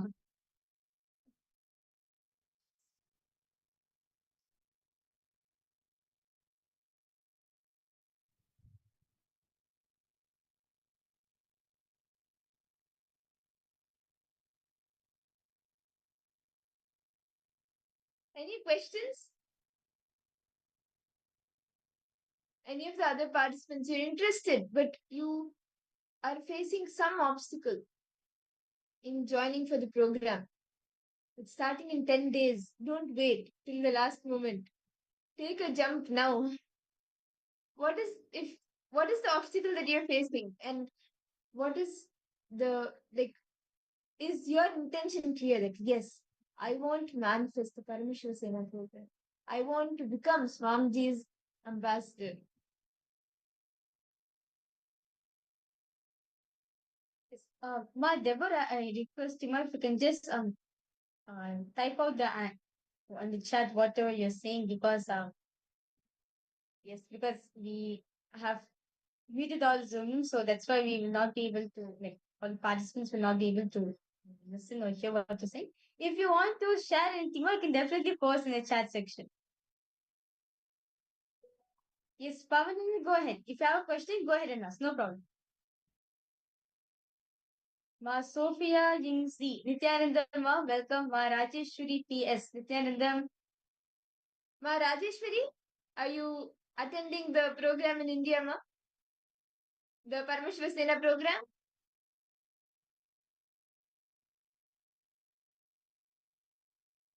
Your feeling connection with Swamiji is too much. So when Swamiji is inviting you for the program right now, don't miss this opportunity. Why don't you jump in?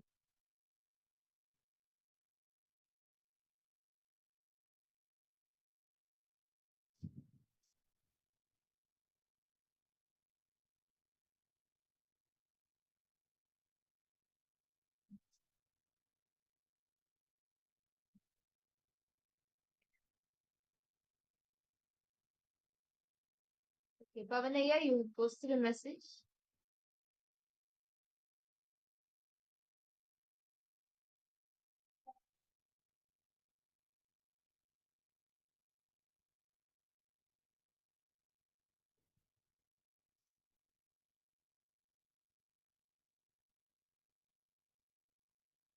Okay.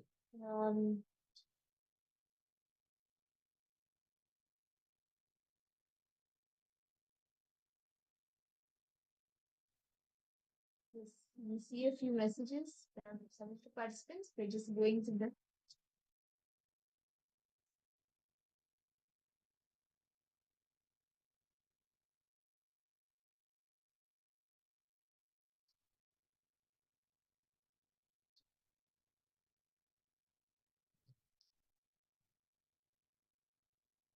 See, Pavanaya, whatever obstacle you are facing in the Paramashivoham program, you will have a breakthrough.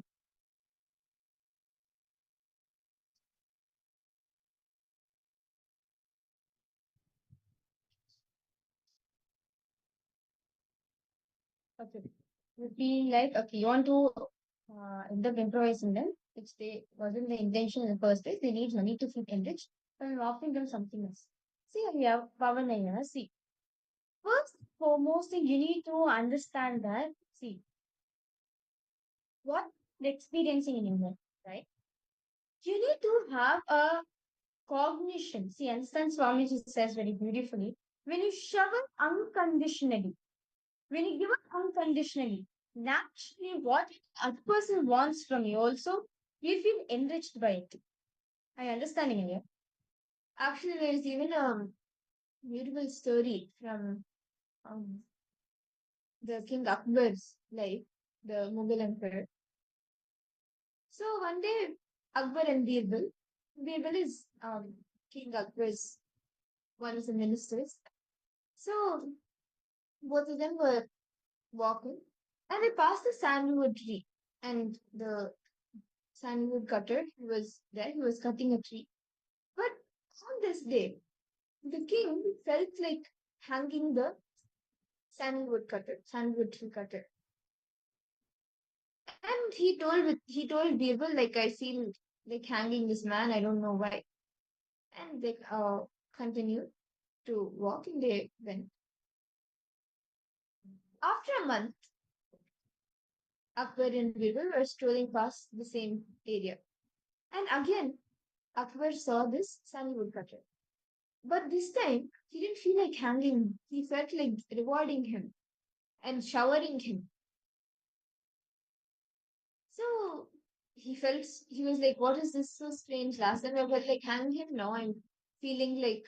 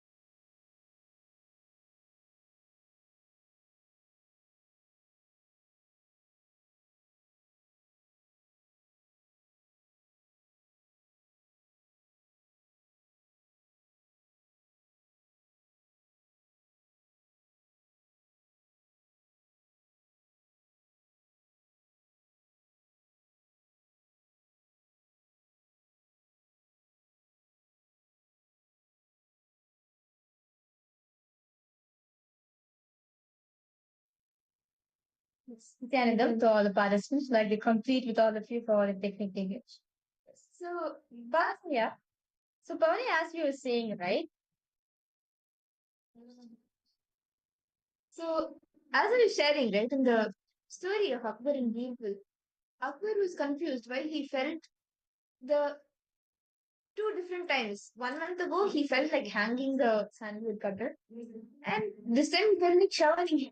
Around 5,000 years ago, at the end of Mahabharat War, the ancient enlightened Hindu civilization consisted of 10,000 Hindu traditions, or sampradayas, that existed in 56 Hindu nations, 200 Hindu kingdoms, 1,700 Hindu provinces that covered more than 6 million kilometers square of Asia. The Supreme Pontiff of Hinduism, SPH, Bhagavan Sri Nithyananda Paramashivoham, is the reviver of KAILASA, this ancient enlightened Hindu civilizational nation. KAILASA is an unbroken cultural, religious, historical, civilizational, and sovereign continuation and revival of multiple of these historical Hindu sovereign states and Hindu ecclesiastical entities. The unbroken continuity of these ancient Hindu nations through KAILASA results in the legal recognition of KAILASA as per the international customary law, particularly the doctrine of continuity.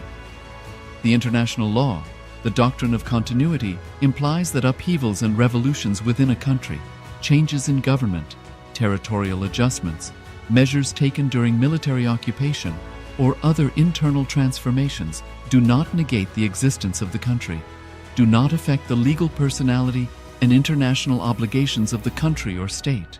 The Vienna Convention on Succession of States in respect of treaties, 1978, addresses these principles of the doctrine of continuity as it outlines international law during situation of state succession or continuation.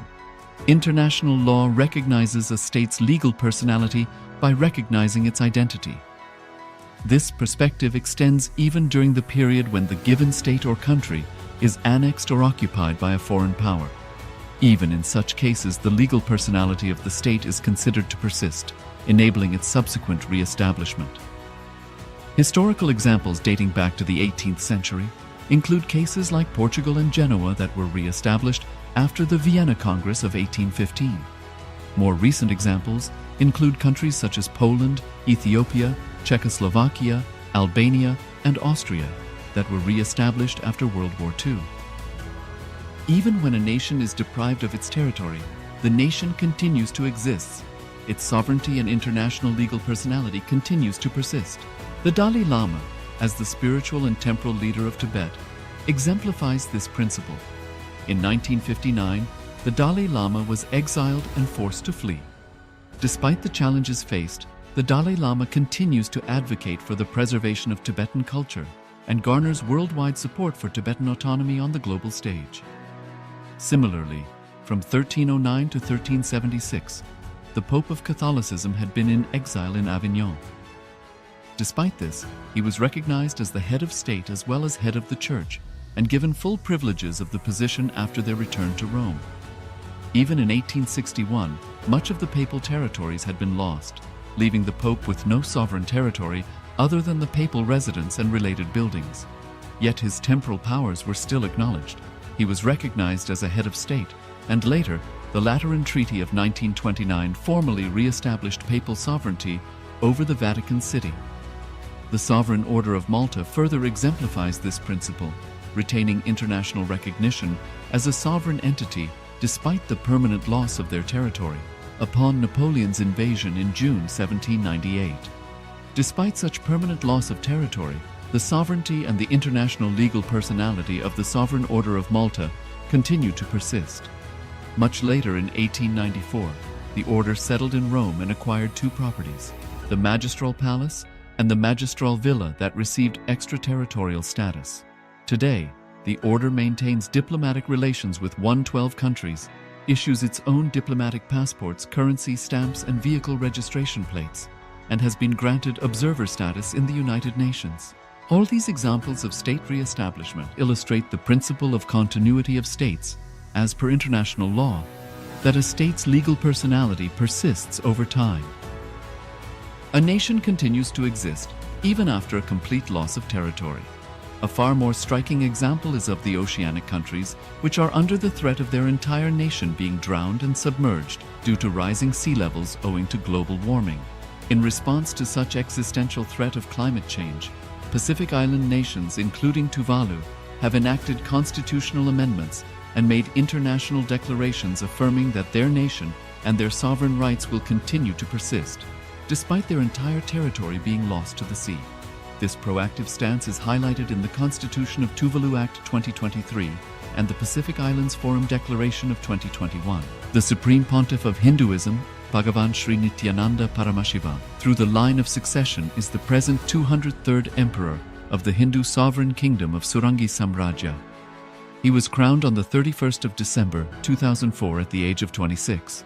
Thus, by very same principles of the doctrine of continuity, through which the international legal personality of Portugal, Genoa, Poland, Ethiopia, Czechoslovakia, Albania, Austria, Vatican, Tibet, Sovereign Order of Malta, and several other nations has been recognized despite having undergone a period of exile, annexation, occupation by a foreign power, or despite loss of territory. The SPH Nithyananda Paramashivoham, through well-established legal and historical facts about the Hindu sovereign state of the Surangi Samrajyam, derives all sovereign rights and powers of the royal lineage of the Surangi Samrajyam as its 203rd sovereign emperor from his inheritance and continuation of the unbroken succession of the kingdom of Surya Vamsa Surangi Samrajyam Sarvanapitha. Surya Vamsa Surangi Samrajyam, through unification with 20 other sovereign Hindu states and sovereign ecclesiastical, historical entities, became part of the United States of KAILASA, which thus became a sovereign, independent juridical state, with the SPH Nithyananda Paramashivoham as the sovereign.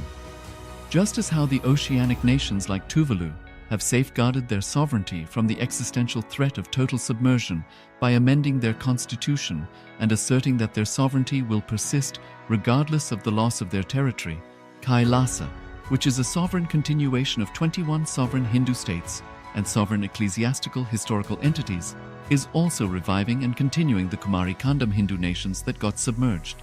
As per the doctrine of continuity, these facts imply that the Kailasa's statehood is recognized by international law and manifests as a natural outcome of well-established historical legal facts. Share your time, talent, and treasure. Become part of Kailasa. Sign up as an eCitizen https://kailasa.ecitizen.info. Around 5,000 years ago, at the end of Mahabharat War, the ancient enlightened Hindu civilization consisted of 10,000 Hindu traditions, or sampradayas, that existed in 56 Hindu nations, 200 Hindu kingdoms, 1,700 Hindu provinces that covered more than 6 million kilometers square of Asia. The Supreme Pontiff of Hinduism, SPH, Bhagavan Sri Nithyananda Paramashivoham, is the reviver of Kailasa, this ancient, enlightened Hindu civilizational nation. Kailasa is an unbroken cultural, religious, historical, civilizational, and sovereign continuation and revival of multiple of these historical Hindu sovereign states and Hindu ecclesiastical entities. The unbroken continuity of these ancient Hindu nations through Kailasa results in the legal recognition of Kailasa as per the international customary law, particularly the doctrine of continuity. The international law, the doctrine of continuity, implies that upheavals and revolutions within a country, changes in government, territorial adjustments, measures taken during military occupation, or other internal transformations do not negate the existence of the country, do not affect the legal personality and international obligations of the country or state. The Vienna Convention on Succession of States in respect of treaties, 1978, addresses these principles of the doctrine of continuity as it outlines international law during situation of state succession or continuation. International law recognizes a state's legal personality by recognizing its identity. This perspective extends even during the period when the given state or country is annexed or occupied by a foreign power. Even in such cases, the legal personality of the state is considered to persist, enabling its subsequent re-establishment. Historical examples dating back to the 18th century include cases like Portugal and Genoa that were re-established after the Vienna Congress of 1815. More recent examples include countries such as Poland, Ethiopia, Czechoslovakia, Albania, and Austria. that were re-established after World War II. Even when a nation is deprived of its territory, the nation continues to exist. Its sovereignty and international legal personality continues to persist. The Dalai Lama, as the spiritual and temporal leader of Tibet, exemplifies this principle. In 1959, the Dalai Lama was exiled and forced to flee. Despite the challenges faced, the Dalai Lama continues to advocate for the preservation of Tibetan culture and garners worldwide support for Tibetan autonomy on the global stage. Similarly, from 1309 to 1376, the Pope of Catholicism had been in exile in Avignon. Despite this, he was recognized as the head of state as well as head of the Church and given full privileges of the position after their return to Rome. Even in 1861, much of the papal territories had been lost, leaving the Pope with no sovereign territory other than the papal residence and related buildings. Yet his temporal powers were still acknowledged. He was recognized as a head of state, and later, the Lateran Treaty of 1929 formally re-established papal sovereignty over the Vatican City. The Sovereign Order of Malta further exemplifies this principle, retaining international recognition as a sovereign entity despite the permanent loss of their territory upon Napoleon's invasion in June 1798. Despite such permanent loss of territory, the sovereignty and the international legal personality of the Sovereign Order of Malta continued to persist. Much later in 1894, the order settled in Rome and acquired two properties, the Magistral Palace and the Magistral Villa that received extraterritorial status. Today, the order maintains diplomatic relations with 112 countries, issues its own diplomatic passports, currency, stamps, and vehicle registration plates, and has been granted observer status in the United Nations. All these examples of state re-establishment illustrate the principle of continuity of states, as per international law, that a state's legal personality persists over time. A nation continues to exist even after a complete loss of territory. A far more striking example is of the oceanic countries, which are under the threat of their entire nation being drowned and submerged due to rising sea levels owing to global warming. In response to such existential threat of climate change, Pacific Island nations, including Tuvalu, have enacted constitutional amendments and made international declarations affirming that their nation and their sovereign rights will continue to persist, despite their entire territory being lost to the sea.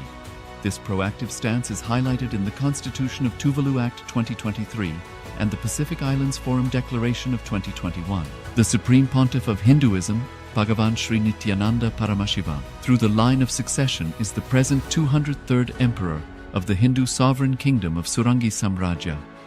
He was crowned on the 31st of December 2004 at the age of 26.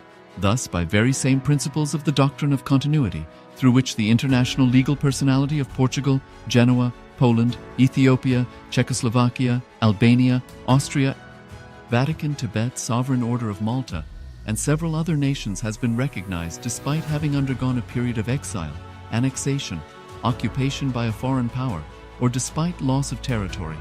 The SPH Nithyananda Paramashivoham, through well-established legal and historical facts about the Hindu sovereign state of the Surangi Samrajyam, derives all sovereign rights and powers of the royal lineage of the Surangi Samrajyam as its 203rd sovereign emperor, from his inheritance and continuation of the unbroken succession of the kingdom of Surya Vamsa Surangi Samrajyam Sarvanapitha.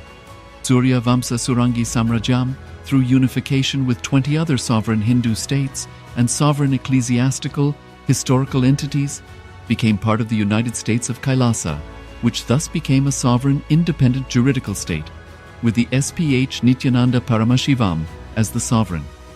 Just as how the oceanic nations like Tuvalu have safeguarded their sovereignty from the existential threat of total submersion by amending their constitution and asserting that their sovereignty will persist regardless of the loss of their territory, KAILASA, which is a sovereign continuation of 21 sovereign Hindu states and sovereign ecclesiastical historical entities, is also reviving and continuing the Kumari Kandam Hindu nations that got submerged. As per the doctrine of continuity, these facts imply that the Kailasa's statehood is recognized by international law and manifests as a natural outcome of well-established historical legal facts. Share your time, talent, and treasure. Become part of Kailasa Sign up as an eCitizen https://kailasa.ecitizen.info. Around 5,000 years ago, at the end of Mahabharat War, the ancient enlightened Hindu civilization consisted of 10,000 Hindu traditions, or sampradayas, that existed in 56 Hindu nations, 200 Hindu kingdoms, 1,700 Hindu provinces that covered more than 6 million kilometers square of Asia. The Supreme Pontiff of Hinduism, SPH, Bhagavan Sri Nithyananda Paramashivoham, is the reviver of KAILASA, this ancient enlightened Hindu civilizational nation. KAILASA is an unbroken cultural, religious, historical, civilizational, and sovereign continuation and revival of multiple of these historical Hindu sovereign states and Hindu ecclesiastical entities. The unbroken continuity of these ancient Hindu nations through KAILASA results in the legal recognition of KAILASA as per the international customary law, particularly the doctrine of continuity.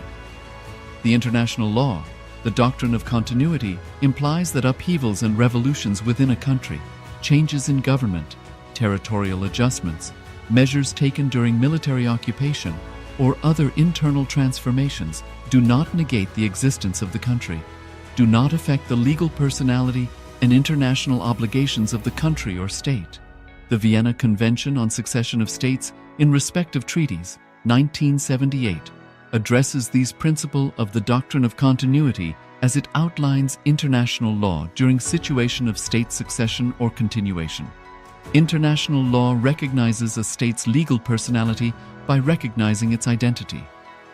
This perspective extends even during the period when the given state or country is annexed or occupied by a foreign power.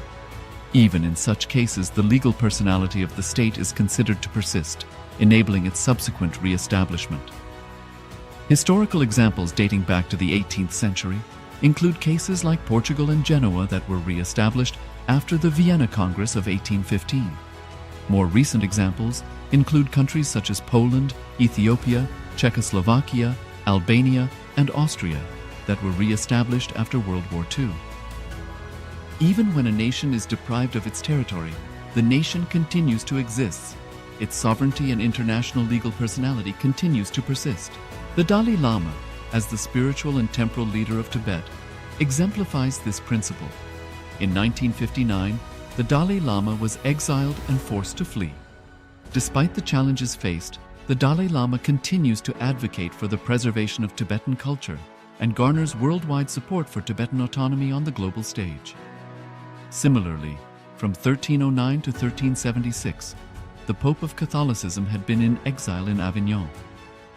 Despite this, he was recognized as the head of state as well as head of the church and given full privileges of the position after their return to Rome. Even in 1861, much of the papal territories had been lost, leaving the Pope with no sovereign territory other than the papal residence and related buildings. Yet his temporal powers were still acknowledged. He was recognized as a head of state, and later, the Lateran Treaty of 1929 formally re-established papal sovereignty over the Vatican City. The Sovereign Order of Malta further exemplifies this principle, retaining international recognition as a sovereign entity despite the permanent loss of their territory upon Napoleon's invasion in June 1798. Despite such permanent loss of territory, the sovereignty and the international legal personality of the Sovereign Order of Malta continue to persist.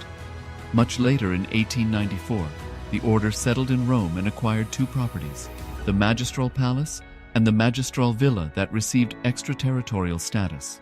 Today, the order maintains diplomatic relations with 112 countries, issues its own diplomatic passports, currency, stamps, and vehicle registration plates, and has been granted observer status in the United Nations. All these examples of state re-establishment illustrate the principle of continuity of states, as per international law, that a state's legal personality persists over time. A nation continues to exist even after a complete loss of territory. A far more striking example is of the oceanic countries, which are under the threat of their entire nation being drowned and submerged due to rising sea levels owing to global warming. In response to such existential threat of climate change, Pacific Island nations, including Tuvalu, have enacted constitutional amendments and made international declarations affirming that their nation and their sovereign rights will continue to persist. despite their entire territory being lost to the sea. This proactive stance is highlighted in the Constitution of Tuvalu Act 2023 and the Pacific Islands Forum Declaration of 2021. The Supreme Pontiff of Hinduism, Bhagavan Sri Nithyananda Paramashivoham, through the line of succession is the present 203rd Emperor of the Hindu Sovereign Kingdom of Surangi Samrajya. He was crowned on the 31st of December 2004 at the age of 26. Thus, by very same principles of the doctrine of continuity, through which the international legal personality of Portugal, Genoa, Poland, Ethiopia, Czechoslovakia, Albania, Austria, Vatican, Tibet, Sovereign Order of Malta, and several other nations has been recognized despite having undergone a period of exile, annexation, occupation by a foreign power, or despite loss of territory. The SPH Nithyananda Paramashivoham, through well-established legal and historical facts about the Hindu sovereign state of the Surangi Samrajyam, derives all sovereign rights and powers of the royal lineage of the Surangi Samrajyam as its 203rd sovereign emperor, from his inheritance and continuation of the unbroken succession of the kingdom of Surya Vamsa Surangi Samrajyam Sarvanapitha. Surya Vamsa Surangi Samrajyam, through unification with 20 other sovereign Hindu states and sovereign ecclesiastical, historical entities, became part of the United States of KAILASA, which thus became a sovereign, independent juridical state, with the SPH Nithyananda Paramashivoham as the sovereign. Just as how the oceanic nations like Tuvalu have safeguarded their sovereignty from the existential threat of total submersion by amending their constitution and asserting that their sovereignty will persist regardless of the loss of their territory, KAILASA, which is a sovereign continuation of 21 sovereign Hindu states and sovereign ecclesiastical historical entities, is also reviving and continuing the Kumari Kandam Hindu nations that got submerged. As per the doctrine of continuity, these facts imply that the Kailasa's statehood is recognized by international law and manifests as a natural outcome of well-established historical legal facts. Share your time, talent, and treasure. Become part of Kailasa. Sign up as an eCitizen https://kailasa.ecitizen.info.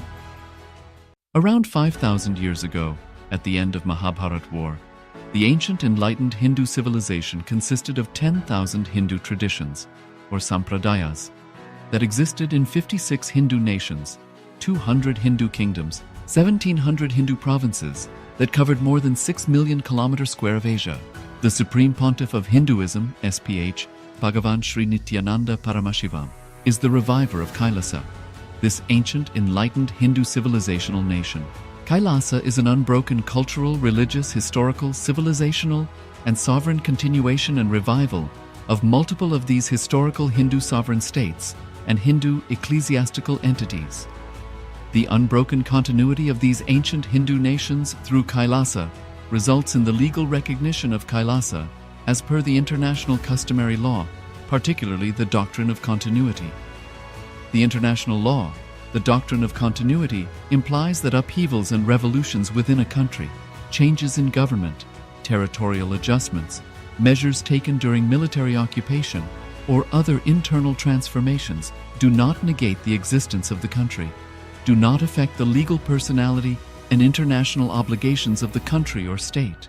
The Vienna Convention on Succession of States in respect of treaties, 1978, addresses these principles of the doctrine of continuity as it outlines international law during situation of state succession or continuation. International law recognizes a state's legal personality by recognizing its identity. This perspective extends even during the period when the given state or country is annexed or occupied by a foreign power. Even in such cases, the legal personality of the state is considered to persist, enabling its subsequent re-establishment. Historical examples dating back to the 18th century include cases like Portugal and Genoa that were re-established after the Vienna Congress of 1815. More recent examples include countries such as Poland, Ethiopia, Czechoslovakia, Albania, and Austria that were re-established after World War II. Even when a nation is deprived of its territory, the nation continues to exist. Its sovereignty and international legal personality continues to persist. The Dalai Lama, as the spiritual and temporal leader of Tibet, exemplifies this principle. In 1959, the Dalai Lama was exiled and forced to flee. Despite the challenges faced, the Dalai Lama continues to advocate for the preservation of Tibetan culture and garners worldwide support for Tibetan autonomy on the global stage. Similarly, from 1309 to 1376, the Pope of Catholicism had been in exile in Avignon. Despite this, he was recognized as the head of state as well as head of the church and given full privileges of the position after their return to Rome. Even in 1861, much of the papal territories had been lost, leaving the Pope with no sovereign territory other than the papal residence and related buildings. Yet his temporal powers were still acknowledged. He was recognized as a head of state, and later, the Lateran Treaty of 1929 formally re-established papal sovereignty over the Vatican City. The Sovereign Order of Malta further exemplifies this principle, retaining international recognition as a sovereign entity despite the permanent loss of their territory upon Napoleon's invasion in June 1798. Despite such permanent loss of territory, the sovereignty and the international legal personality of the Sovereign Order of Malta continue to persist. Much later in 1894, the order settled in Rome and acquired two properties, the Magistral Palace and the Magistral Villa that received extraterritorial status. Today, the order maintains diplomatic relations with 112 countries, issues its own diplomatic passports, currency, stamps, and vehicle registration plates, and has been granted observer status in the United Nations. All these examples of state re-establishment illustrate the principle of continuity of states, as per international law, that a state's legal personality persists over time. A nation continues to exist even after a complete loss of territory. A far more striking example is of the oceanic countries, which are under the threat of their entire nation being drowned and submerged due to rising sea levels owing to global warming. In response to such existential threat of climate change, Pacific Island nations, including Tuvalu, have enacted constitutional amendments and made international declarations affirming that their nation and their sovereign rights will continue to persist, despite their entire territory being lost to the sea. This proactive stance is highlighted in the Constitution of Tuvalu Act 2023 and the Pacific Islands Forum Declaration of 2021. The Supreme Pontiff of Hinduism, Bhagavan Sri Nithyananda Paramashivoham, through the line of succession is the present 203rd Emperor of the Hindu Sovereign Kingdom of Surangi Samrajya. He was crowned on the 31st of December 2004 at the age of 26. Thus, by very same principles of the doctrine of continuity, through which the international legal personality of Portugal, Genoa, Poland, Ethiopia, Czechoslovakia, Albania, Austria, Vatican, Tibet, Sovereign Order of Malta, and several other nations has been recognized despite having undergone a period of exile, annexation, occupation by a foreign power, or despite loss of territory.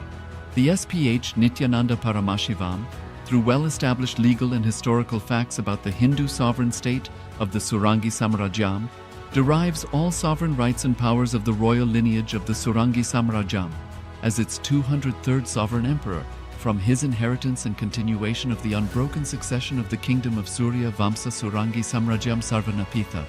Surya Vamsa Surangi Samrajyam, through unification with 20 other sovereign Hindu states and sovereign ecclesiastical, historical entities, became part of the United States of KAILASA, which thus became a sovereign, independent juridical state, with the SPH Nithyananda Paramashivoham as the sovereign.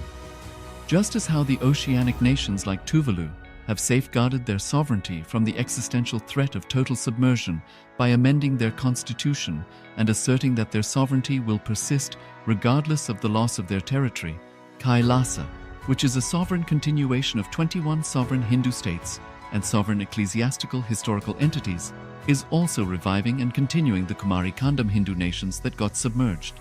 As per the doctrine of continuity, these facts imply that the Kailasa's statehood is recognized by international law and manifests as a natural outcome of well-established historical legal facts. Share your time, talent, and treasure. Become part of Kailasa. Sign up as an eCitizen https://kailasa.ecitizen.info